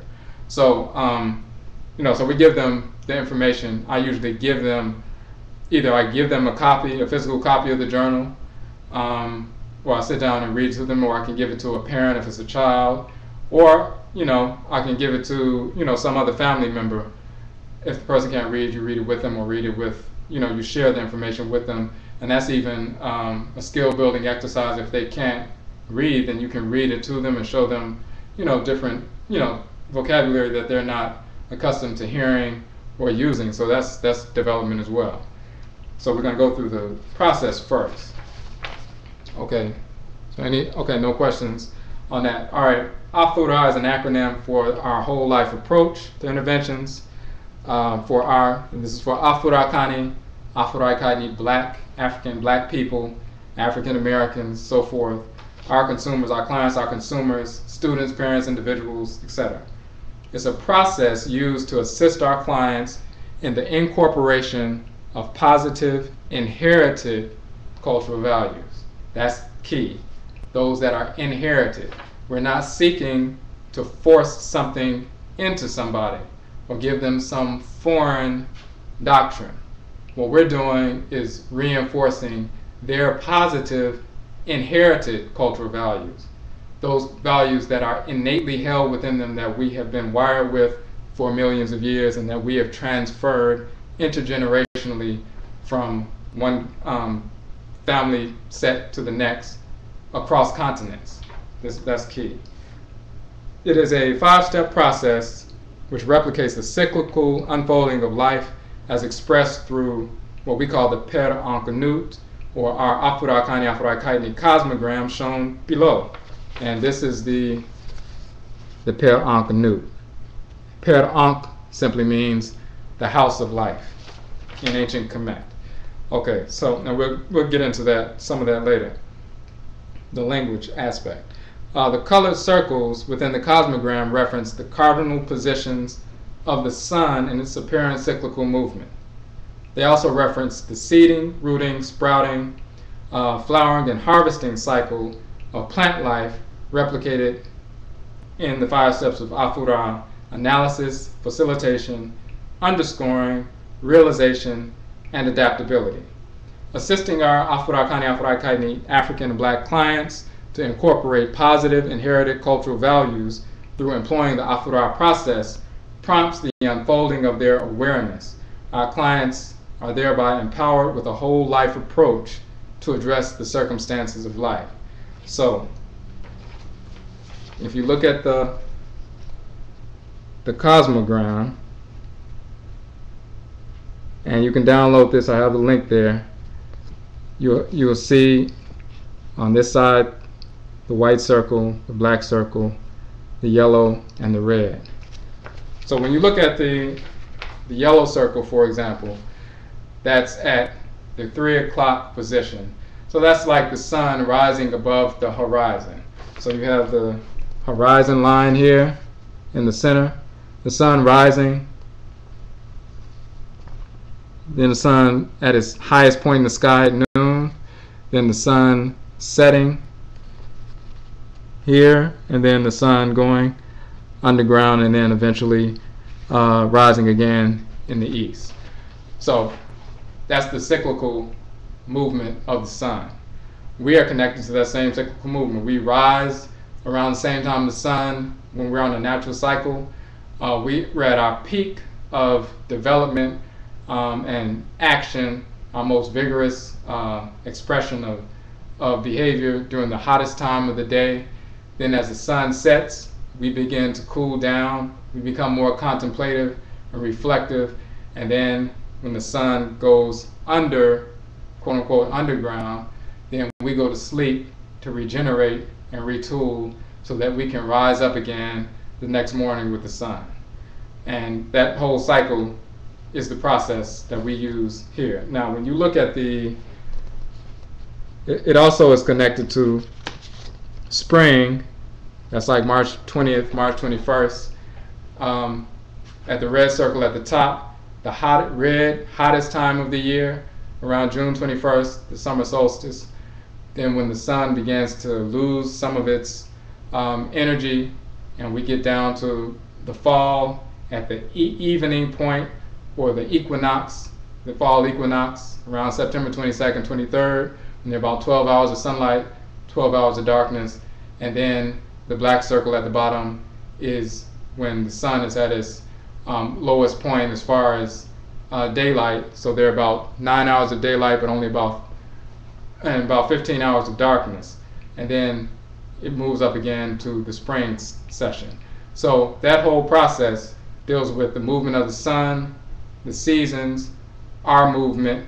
But if you look here around the section of fall, when the sun is setting, that's similar to the sun. The sun becomes, old, gray, and that's why the symbol is white.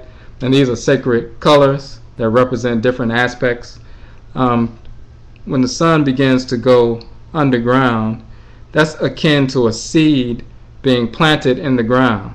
And when the seed is planted in the ground, the first thing that happens is the roots go down into where the black circle is, in the blackness, where the nourishment is, where the nutrients are in the black soil, where the moisture is in the black soil, and they get nourished and strengthened. And then the next step is when they sprout above the surface, and that's that yellow circle where the sun is rising, there's awareness, there's illumination, and so forth. The sprouts have come up. Then it goes to the peak point where the full flowering of the plant occurs, and then again when you get down to that white circle, that's when the leaves and the fruits are falling off the plant. It's time to harvest what you have grown. But it's also a time of reseeding. So when you put the seeds back in the earth, then the roots go back down, and then the whole process starts again. So there's a color code, and this is an ancient cosmogram that has been used by our people not only on the continent of Afuraitkai for thousands of years, tens of thousands of years, but you'll find that we brought this same symbol into America.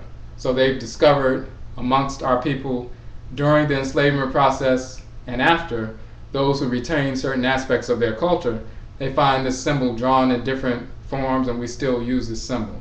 Some of us don't use the symbol, but we still try to live in harmony with the cycle. We try to rise with the sun. We try to, eat certain foods at certain times of the day, and after a certain time of day, we try not to eat food. So when we go to sleep, we try not to go to sleep angry or upset or with a lot of anxiety, because we know that we need to be cool and at rest so we can regenerate and have clear dreams and clear goals that are being addressed during our dreams. So when we rise up, we have some information that we can operate on. We still have these different notions of what these cycles are, even though we've been cut off from the continent for thousands of years. So we use this cyclical, this cosmogram and the cycle to represent not just those phases of life, but how we do our interventions. So the first piece is at the 9 o'clock region, when the sun is setting. The sun enters the earth. The energy of the sun penetrates the earth. That's similar to a seed being planted. So the first piece, it says seeding, and it also says analysis. Analysis of ancient Afurakani, Afuraitkaitnit, African ancestral values. So for example, this symbol that we talked about in the beginning, when you do an intervention with a consumer, you can show them the journal, you give them some information, say for example about melanin. You give them some basic things about melanin. That's the seeding process. It's an analysis of ancient Afurakani, Afuraitkaitnit ancestral values. Or you give them some traditional proverbial wisdom. Then the next piece says rooting, facilitation of the client's self-discovery of innately held root values. The next piece says sprouting, underscore the identity of the client's innately held root values with ancient ancestral values. The next piece says flowering, realization of root ancient values as a direct genetic inheritance, inborn and indestructible. And the last piece says harvesting or adaptability of root ancient values to address present life circumstances inclusive of racism. So I'm going to give you an example of how we've conducted these sessions with clients who have no knowledge whatsoever of anything African, were never interested in anything African, don't care nothing about any of that stuff, but we conduct these interventions. We don't bring this out. This is for yourself, for your own, this is a guide for you as you're going through the intervention. But we're going to use the journal to show you how we conduct these interventions. Now, this is a journal, Nkwamuwa Whole Life Journal, and we put a link to excerpts from the journal on the chat right here. The very first entry on the chat, well, actually the third one, it says Nkwamuwa front, excerpts, and back. So first we'll show, there are a number of different things in the journal. For example, right in the midst of the journal, and this is part of the excerpt, so you can click on that link right now and you can pull up that page. It's page 13. And we show a picture of one of the pyramids, one of the step pyramids in ancient Kemet. And then we also show the picture of the Per-A right here, or the pharaoh Djeser, who ordered that the pyramid be built, and then the brother Imhotep, who was the architect, also the physician, the chief physician, but he was the architect of that particular pyramid. It's over 5,000 years old, this particular pyramid. Now, what's interesting about that particular pyramid is if you flip the page to page 14, on the inside, and you can't see it too good on the camera, but when you download it, you'll see that the symbols from 0, 1, 2, 3, 4, 5, 6, 7, 8, and 9 are inscribed inside the pyramid.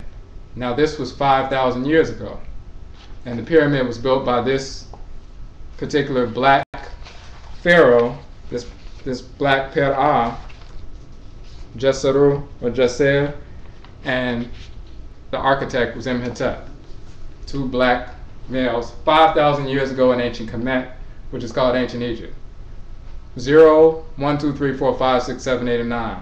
What that shows people instantly when they see it is that 5,000 years ago, before there was a such group of people called Arabs, before there was a such group called Hindus, we already had the numeral system. So the numbers that we write every day, 0, 1, 2, 3, 4, 5, 6, 7, 8, and 9, those forms were created by our ancestors and ancestors over 5,000 years ago.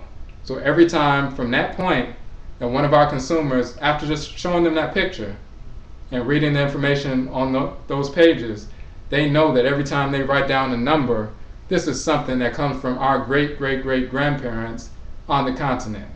In school books, they call them the Hindi Arabic numerals, or sometimes they just call them Arabic numerals. And they continue to lie to say that the Arabs or the Hindus or a combination of them created the numeral system. They also say they created mathematics and algebra and geometry and trigonometry and so forth, and they associate that with the Greeks and the Arabs, and none of that is accurate. They also associate the alphabet with Europeans, but we established the alphabet in ancient Kemet and Nubia, Kanit, before Europeans, Arabs, Hindus, Asians existed on Earth. Before they came into being, we had already created these things. So when they see that particular picture, they're automatically, just within a few minutes, they're surprised and they're kind of awestruck, because we've been taught that we're inferior, and Asians master math, and Arabs and Hindus and Europeans, they've mastered math, and so forth. But in reality, we created the numeral system, and we were the first people to practice the mathematical sciences, the exact sciences. So that's one quick intervention that gets them, on board. Now, when you show them something like that, and we also show them this, for example. This is also in the excerpt. So what you're looking at is a picture of a walnut, and then right next to it is a picture of the brain. And we show that picture, and we show that in our culture, we understood that those fruits and vegetables that have similar shapes to the organs are actually good for those organs. We've cataloged that for thousands of years, and we know the effects of these, fruits and vegetables upon our system. So we show the picture, but then we also read the document. And it just basically says, we've recognized that connection for thousands of years, and today, scientists who are starting to write about this more, they have delineated what we've been teaching for thousands of years that are carved in stone in ancient tombs and temples, and written on papyri in ancient Kemet. We're the first people to write mathematical papyri, medical papyrus, medical instructions about internal surgery and so forth, thousands of years ago. But Europeans are starting to, take this information down, and of course act as though they came up with the information. But it talks about walnuts, how they're a good source, not just of protein, but omega-6 fatty acids, which are good for brain development. They're considered a brain superfood. It's good for depression, poor concentration, learning disabilities, memory loss, ADHD, hyperactivity, sleep disorders, and cardiovascular health, and a number of different things. But walnuts, in the shape of the brain, are actually great brain foods. So when people see that, and we show them, hey, this is what we mean when we're talking about, in your treatment plan, the cultural spiritual domain. There's never been a time when I've shown this to any client, whether they were schizophrenic, or whether they had bipolar 1 or bipolar 2, or major depressive disorder, schizoaffective disorder, whatever their condition was. This is one of the first things that I would just show them. I'll just give them a copy of the journals as a gift to them. Well, this is a journal. This is what this is one of the things that we give our people, just so you have some information about health, about culture, things that can possibly help you. If it can't help you, then that's fine. You can let somebody else have it in your family. This is free, and we just give it to them. But then we show them some things. When we show them the piece on the walnuts about the health, they're always floored by that, because they see automatically that the walnuts look just like a brain. Even when you take the shell off, the walnut has 2 hemispheres just like the brain. And then they find that it's a super brain food. But then we emphasize the fact that this is part of our culture. We've been teaching this for thousands of years. And it's something that they can go to any local grocery store. It's very inexpensive, and it's something that can help them. So now they have information that tangibly can do something for them in a positive way physiologically, help with depression, poor concentration, learning disabilities. It's a super brain food. It can also help with cardiovascular health and bone health and so forth. And once they see that, and they say, now this is an example of the cultural spiritual domain. This is what we mean by cultural. We don't mean that we're going to try to force you to embrace a religion. We're going to try to force you into some spiritual path or anything like that. In our culture, when we talk about cultural spiritual, and we're talking about this in your treatment plan, we're just talking about giving you this kind of information on a periodic basis. And they're very thankful, they're very excited about it, and they are interested now in the cultural spiritual domain, or the cultural domain, or however it's labeled on the treatment plan. So that's just a quick intervention. Now let's get into a more extensive intervention. And before that, did anybody have any questions on that? So we're basically talking about the Inchin and the rationale for culture and so forth that we went over, that's for the clinician. When we're going to see the client, or when the client is coming to see us, the first thing we do when we have to sit down and work on their treatment plan, and we're going through these different things, these different domains, and we go through the domains that we normally deal with, once we get to the cultural spiritual domain, and they say, well, what is that? Then we can give them the information. So I typically will show them the journal, show them the piece on the walnuts or something else in the journal, and explain it briefly and say, this is what we mean about the cultural spiritual domain, and we'll just periodically give you information like this that can help you. And you can just see if it helps you, and if it does, that's good. And they, without exception, are open to that kind of information. So let's look at, if you look in the excerpt section, and it will be on page, I believe it's page 17. If you go to page 17, on that link, the Nkwamua excerpts link that we put on the bottom of the chat, you'll see this symbol. And by the way, now this isn't in the excerpt chat, but that's a picture. The female is Queen T, and the male is the king, the Per-A, or so-called Pharaoh, Amenhotep III. And these are the grandmother and grandfather of Tutankhamen, who is often called King Tut. Now, of course, it shows them as black people, with brown skin, afros, and so forth. But these are his grandparents, right? Then we also show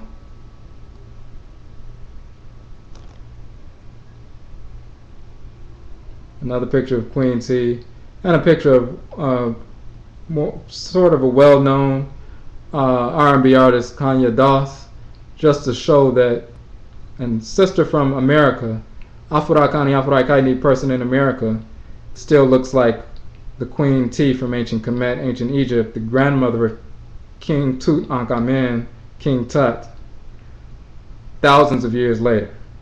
She lived about 3,300 years ago, between 3,300 and 3,400 years ago, and one of our sisters still looks almost exactly like her today. So even though they talk about us being mixed and we'll never know who we are, that's totally inaccurate. We have various means to find out what ancestral groups we're connected to, inclusive of DNA studies and so forth. So that's just another thing that we show them that helps them to buy into the fact that culture is valuable and interesting. So if you look at this section, the Shewo and She, this symbol here, that's page 17. Now here's a sample of an intervention. Your client comes in, sits down, or you go to the client's house or the school or the hospital where they are, wherever your client is. They may be in jail, or they may be in a psychiatric hospital. Wherever the client is, you're going to do an intervention. You may have already went over the domains for the new treatment plan, or you're updating an expired treatment plan, or you may be doing that now, you may have done that in the past, but you're going to do an intervention. So maybe you've talked about various things like the housing issues, or if they were having legal issues, things that you normally talk about and address in the different domains. But before you leave, you say, okay, you want to give them something in the cultural spiritual domain. So say, oh, before I leave, I want to show you this piece right here. So Shewo and She, and they, of course, they know nothing about this. So Shewo and She is a symbol from the Akan people of West Africa, Afuraitkaitnut, Adekyere symbol. That symbol, Shewo and She, She means to burn, Wo means you, and Nshe means not burn. So the proverb associated with that symbol is, they try to burn you and you do not burn. So it represents indestructibility, someone who is unburnable. And that means it represents the nature of the spirit of Afurakani, Afuraitkaitnit people. Our nature is unburnable or indestructible. It reminds us of that. So every time you see that symbol, you're reminded of your resilience, of your indestructibility. So that symbol, we'll just read the paragraph up under it. I'll let them read it, or if they're not comfortable reading it, or if they may not be able to read, I'll just read that one paragraph. The identical symbol, Shewo and She, defines the enduring quality of the spirit of Afurakanu, Afuraitkaitnut, African black people. The spirit of Afurakanu, Afurakani, Afuraitkaitnut people is part of the great spirit of the Supreme Being, which qualifies it as immortal, indestructible, or unburnable, as the identical symbol conveys. That which is unburnable, indestructible, is unyielding, uncompromising. Inherent in these attributes is the reality that such a spirit exists for a purpose, a function. Your spirit wouldn't be indestructible if there was no purpose for it, right? Okay, so such a spirit does not come into being only to be destroyed in the face of adversity. Shewo and She thus speaks to the ability of Afurakanu, Afuraitkaitnut Africans to overcome any obstacles placed before us. That's what the symbol, every time you think of the symbol, it reminds you you're indestructible and you do have the capacity to overcome any obstacles that have been placed before you, because your ancestresses and ancestors have done that. Okay, so far from being an idealized statement of self-worth, Shewo and She is a functional reality as it relates to the Afurakani, Afuraitkaitnit African spirit. Afurakanu, Afuraitkaitnut in America are a manifestation of this reality. We are descendant of those who survived murder, rape, enslavement, torture, and war. We're descendants of people who have survived that. Those who survived and revolted against enslavement and other forms of racism are those whose unburnable blood runs through our veins. We only need to recall, reclaim, and restore this spiritually transmitted inheritance. So, you just read that to them and show them that symbol. And then you ask them a question. So, it means unburnable. That's our nature. This is an ancient symbol from ancient Afurakani, Afuraitkaitnit people, our ancestresses and ancestors, and we have always understood that we have within us the capacity to overcome anything, right? That's an ancient symbol. Then you ask the consumer, have you ever been in a situation where you thought that you would just never be able to make it, and then at some point, you don't know where it came from, but you were able to decide and generate the energy and dig down deep and say, I'm going to overcome this situation. You did overcome the situation. And all of our people have had some kind of experience. If they can't recall something right away, you can talk to them. Just the fact that they're at an agency receiving services from you as a clinician, that's evidence of the fact that they're resilient, because there are other people who have died through the process that they're going through. They didn't overcome, they weren't trying to overcome that obstacle, they just gave up. The fact that they're sitting in front of you, even though they may think, well, I'm weak because I'm receiving mental health services, or I'm weak because I'm receiving some other services, the fact that they are resilient enough to decide that they want to seek some help, or they're attending some session, even if they were forced, the fact that they're engaged in the process means that they're trying to overcome an obstacle which other people succumb to.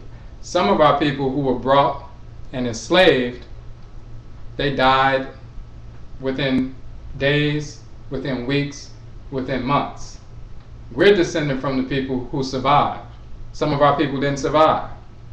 We're descended from the ones who actually survived the murder, survived the torture, survived the rape, survived the beatings. They were able to be resilient enough to have children and raise their children up, or if their children were taken away from them, raise somebody else's children up so that they could have children. And we're descended from the ones who actually made it. So it's actually in our blood to be able to survive any obstacle.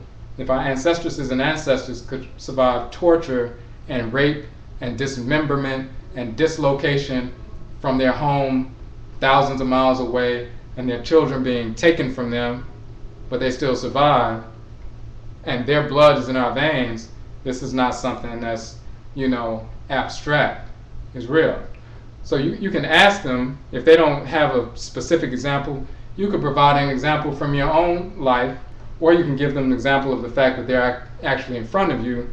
That shows Shewo and She, their indestructible, unburnable nature. But most of them, at some point, they'll give you an example. They'll tell you they were caught up in a situation, they thought they would never make it, they didn't know what to do, but at some point they decided they were going to have to push forward and move on. And they did, and that's why they're still alive right now. Now once they give you that information, then you show them what you just experienced, well, that experience you just shared is actually a confirmation of this ancient ancestral wisdom.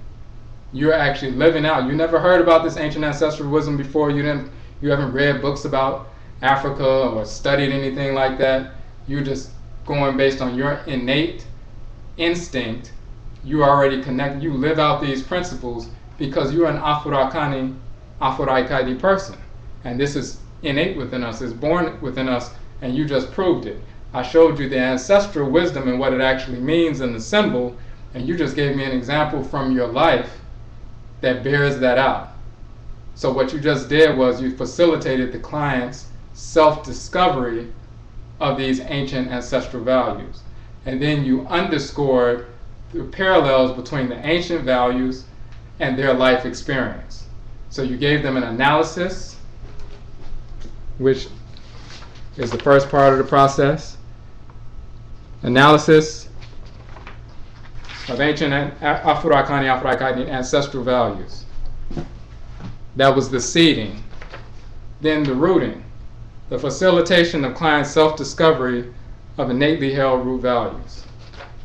And you asked them if they had an experience, and they gave you their own experience. You didn't give them an experience, they gave you their own, or you facilitated their self-discovery of that experience.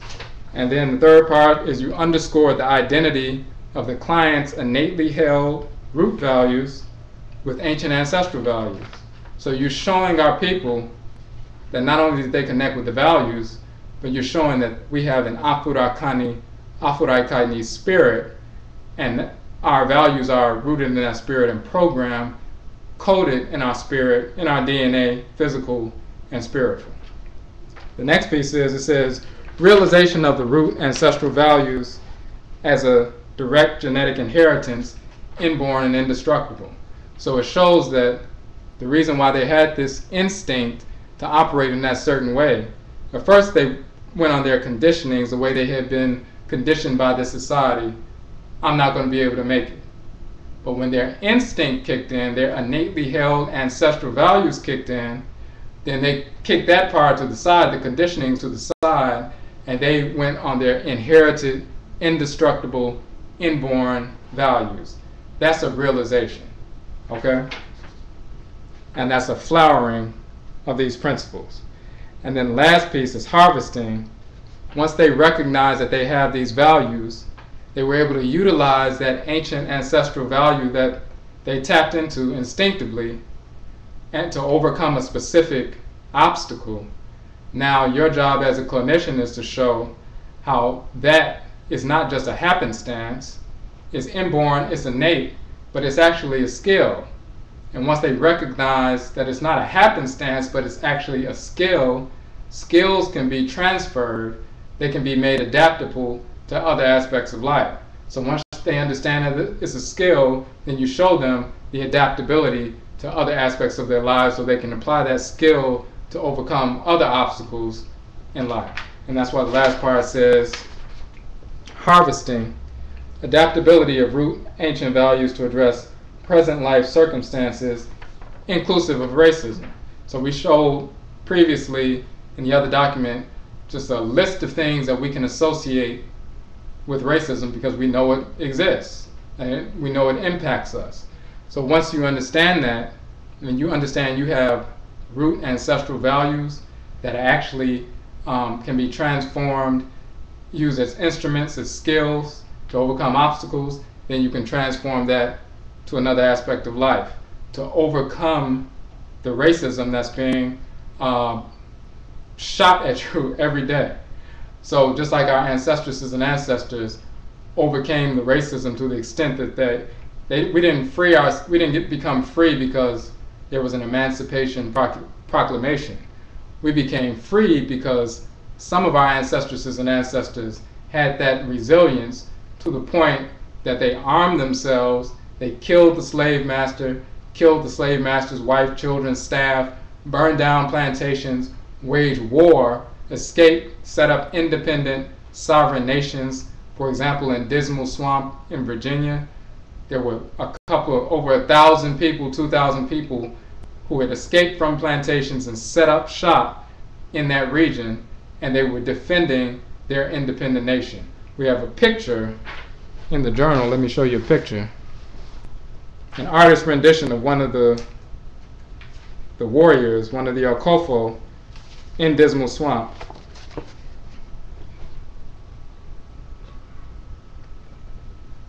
And that's on page 20. He's armed, patrolling Dismal Swamp in Virginia and North Carolina. Right? So we waged war against the whites and their offspring. We became independent, just like Haitians did that in Haiti, waged a war of independence and overthrew the French. You had Maroons in Jamaica and other places waging war against the British and others.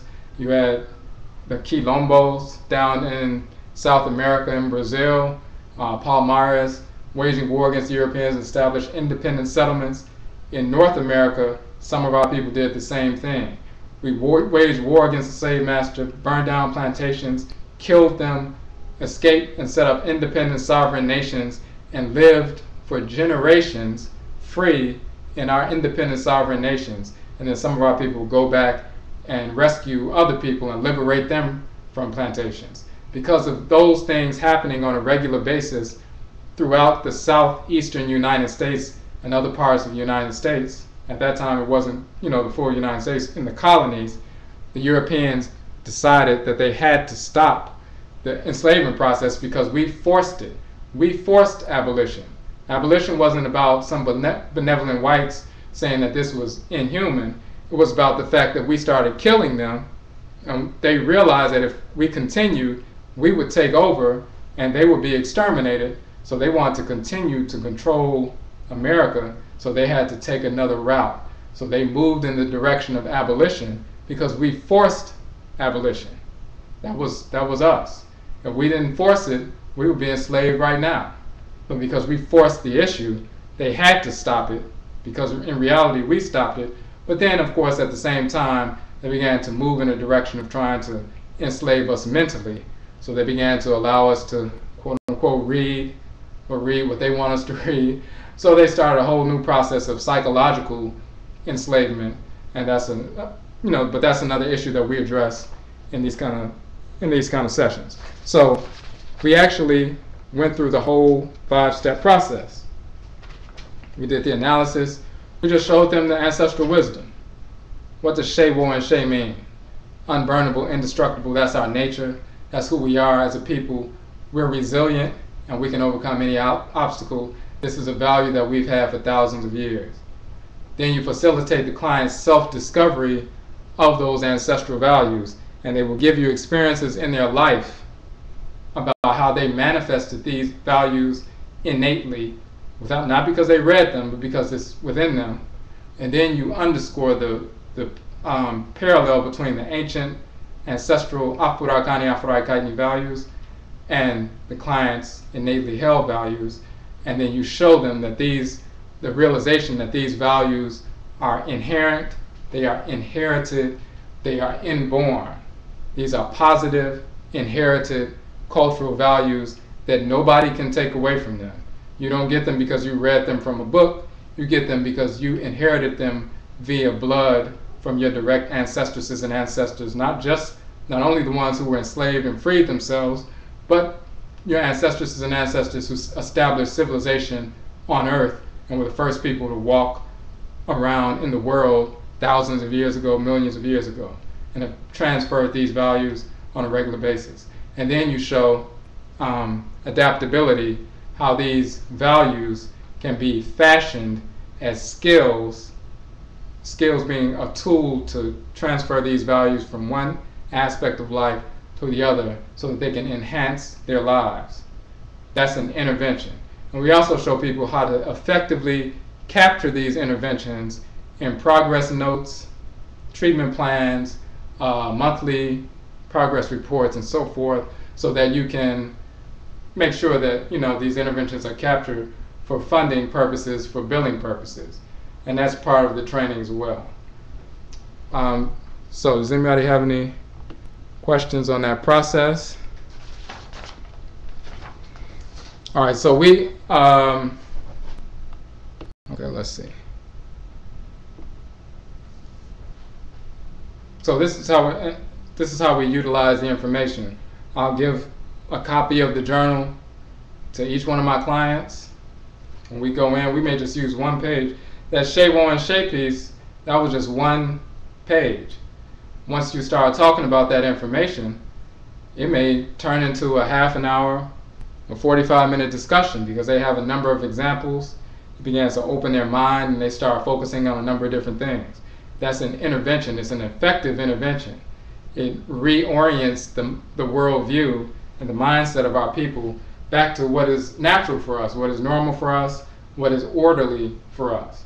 The piece on the walnuts, the natural health, just showing that one page is an intervention because you can give them the information, you can show them how it can be beneficial to them in a tangible way. Every time you leave them, you have given them something that can enhance them physically, enhance them spiritually from the root of culture, so they know that this is not something that's being forced on them, but you're just awakening something that's within them, that's innate, that's indestructible, that's inborn. So what we do is we have these sessions to train human service professionals. We have the final piece is showing them how to, or showing you how to draft progress notes and so forth. We do have hard copies of the journal that we sell. The first issue is out. If you look on Sankofadwuma, the link that says Nhoma publications, you can order the publications through there. We typically, there are some organizations who might want to purchase the journals for their therapists and community support workers and case managers to give to clients. Some organizations don't want to spend the kind of money, but it doesn't matter because if you're an independent contractor and you're billing for services, what happens is, and you'll see, we talked about in the email about increasing revenue while enhancing outcomes.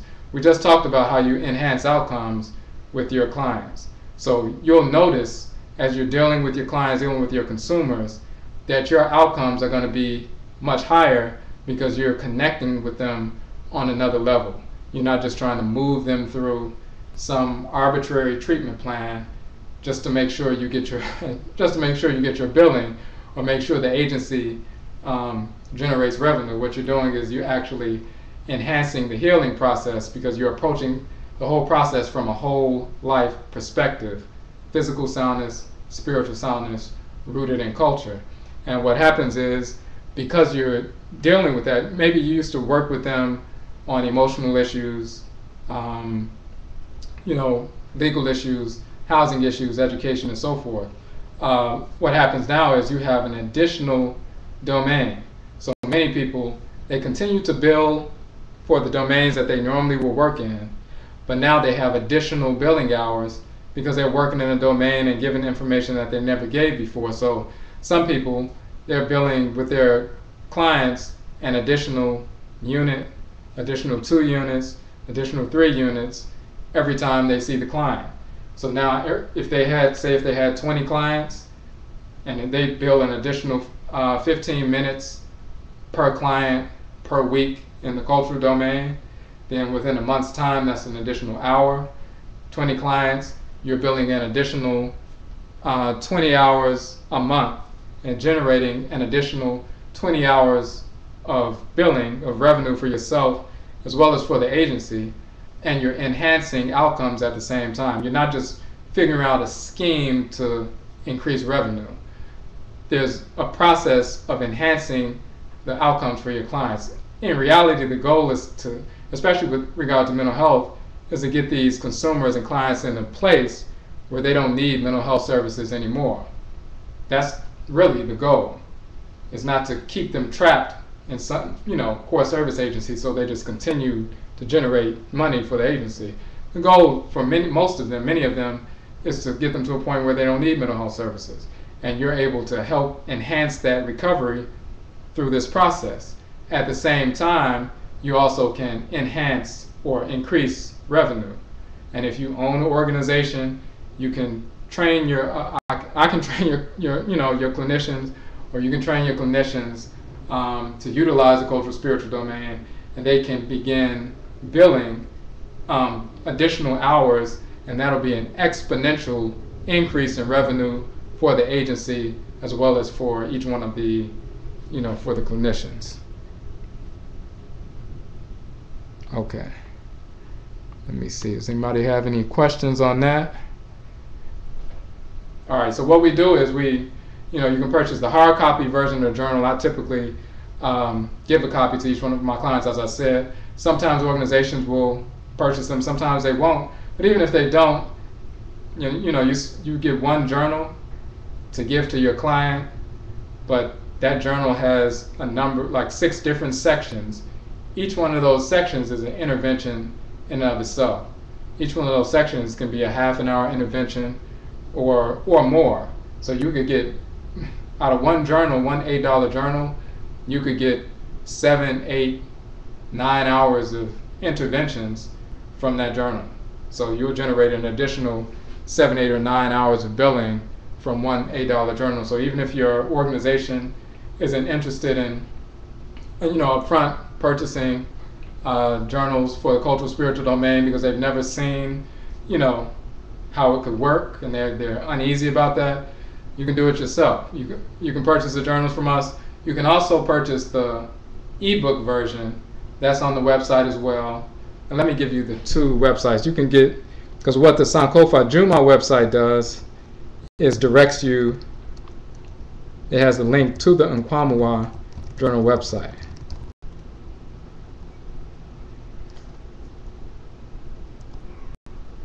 Okay. So what I just posted is nkwamuwa.com. That's the name of the journal is Nkwamuwa. And of course there's a link to Nkwamuwa on the Sankofadwuma website. That's where the excerpts are on both sites. So you can go directly to the Nkwamuwa site. You can download that issue of the journal. It's a $5 ebook, and the system automatically generates a access code, and then you plug the access code in and you can read the journal online, similar to like if you purchase something on Google Books and then they have the book online for you to read. You can do it that way. That's a $5 ebook, or you can purchase the hard copy version. It's $8 plus shipping, and then we ship them out. If you're in DC, we're in DC right now, so we can actually probably deliver some. But either way, we ship, no matter where you are. So that's how that works. So any questions about any of the information, you can always download those documents. If you have any questions for us, let me put the email address up.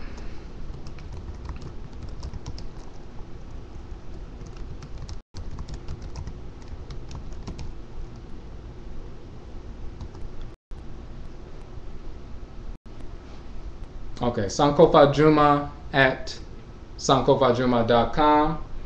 And if you have any questions about the process, if you have more questions about how to conduct interventions with consumers, what's the best way, or if you're stuck on something, you can let us know. But it's very simple. The journal is like an unofficial curriculum with your consumer. You don't have to be an expert. Your consumers, of course, don't have to know anything about the culture. For example, as soon as you open it up and show them the piece on walnuts, they get excited. As soon as you show them some of the pictures of ancient Kemeto, the number system being created by our people, that just opens them up to all kinds of possibilities. And then you go through just different aspects. You can talk. There's a piece on melanin, which we talked about but that piece is actually in the journal. There's a 7-step decision-making process in the journal. There are other pictures and other things in the journal. So any one of those pages, you can just, that's an intervention in and of itself. And it's basically a curriculum. You can learn along with the consumer. You don't have to be an expert. You can read that 1 page or 2 pages, read it to them, and you all can discuss it. Even if it's brand new to you, it's no different than if you went on the internet and saw a news story about some new fruit or vegetable that's good for cancer or something, and you printed it out and took it to your consumer and said, I found this information about cancer or high blood pressure, I wanted to share it with you. It's no different here, except of course you would have the journal and you have studied some information, but you can go along, just go page by page with them, 1 or 2 pages, depending on how you feel they, how much they can handle. Usually just one of those sections, they can handle it. You read along with them or give it to them to read, and you talk about that information. Go through those steps, those 5 steps, and it's very fluid. You give them the information, they like the information. You ask them if they have had some experience and to share their experience that's related to that kind of information. They share it. You show them that, you just underscore the parallel between their life experience and the ancient wisdom they just studied, so they can see there's a direct connection. And then you can talk about some things to show that, our ancestresses and ancestors have manifested this, and the reason why you have it instinctively is because it's inborn. And we have numerous positive inherited cultural values that are within us that we need to unearth, and they can actually solve all of our problems. We don't need to go outside of ourselves to anyone for any problem to be solved. We have within ourselves and our own innately inherited positive cultural values everything we need to solve every problem that we have now or any problem that could present itself in the future. We have that kind of innovative capacity. And then you can show them how the skills that they use to overcome certain obstacles, they can be honed as skills, refined as skills, and transferred to other areas of life. And it's very fluid, it's very instinctive, and you'll notice right away how empowering it is for the clients and how it enhances their recovery. So if there are any other questions, what agencies in DC or elsewhere that you know of that embraces this type of Afuraka-centered intervention? It's usually people inside the organizations. So it's not often, there are a couple of agencies in DC that have, they'll say they approach things from a cultural basis. Like, for example, RAP Incorporated, Regional Addiction Prevention, I believe is the acronym. So they deal with inpatient drug treatment, and on their website, you'll see they have the Nguzo Saba. They talk about health, in a holistic fashion, and they talk about culture, and they mention Chancellor Williams and things like that. So there are a couple of agencies that have a sort of an orientation, not a full orientation, but they have a, sort of an orientation. But it's usually people who have gone to those organizations and are independent contractors or therapists, case managers, community support workers, psychologists, social workers, psychiatrists who are in the organizations who are embracing that kind of information. They may be the clinical director or a clinical manager or a clinical supervisor, and they are interested, and once they get the information, they share it with their team. With their team leads, the people who are under them, the managers or supervisors, and then they share with their line staff. So,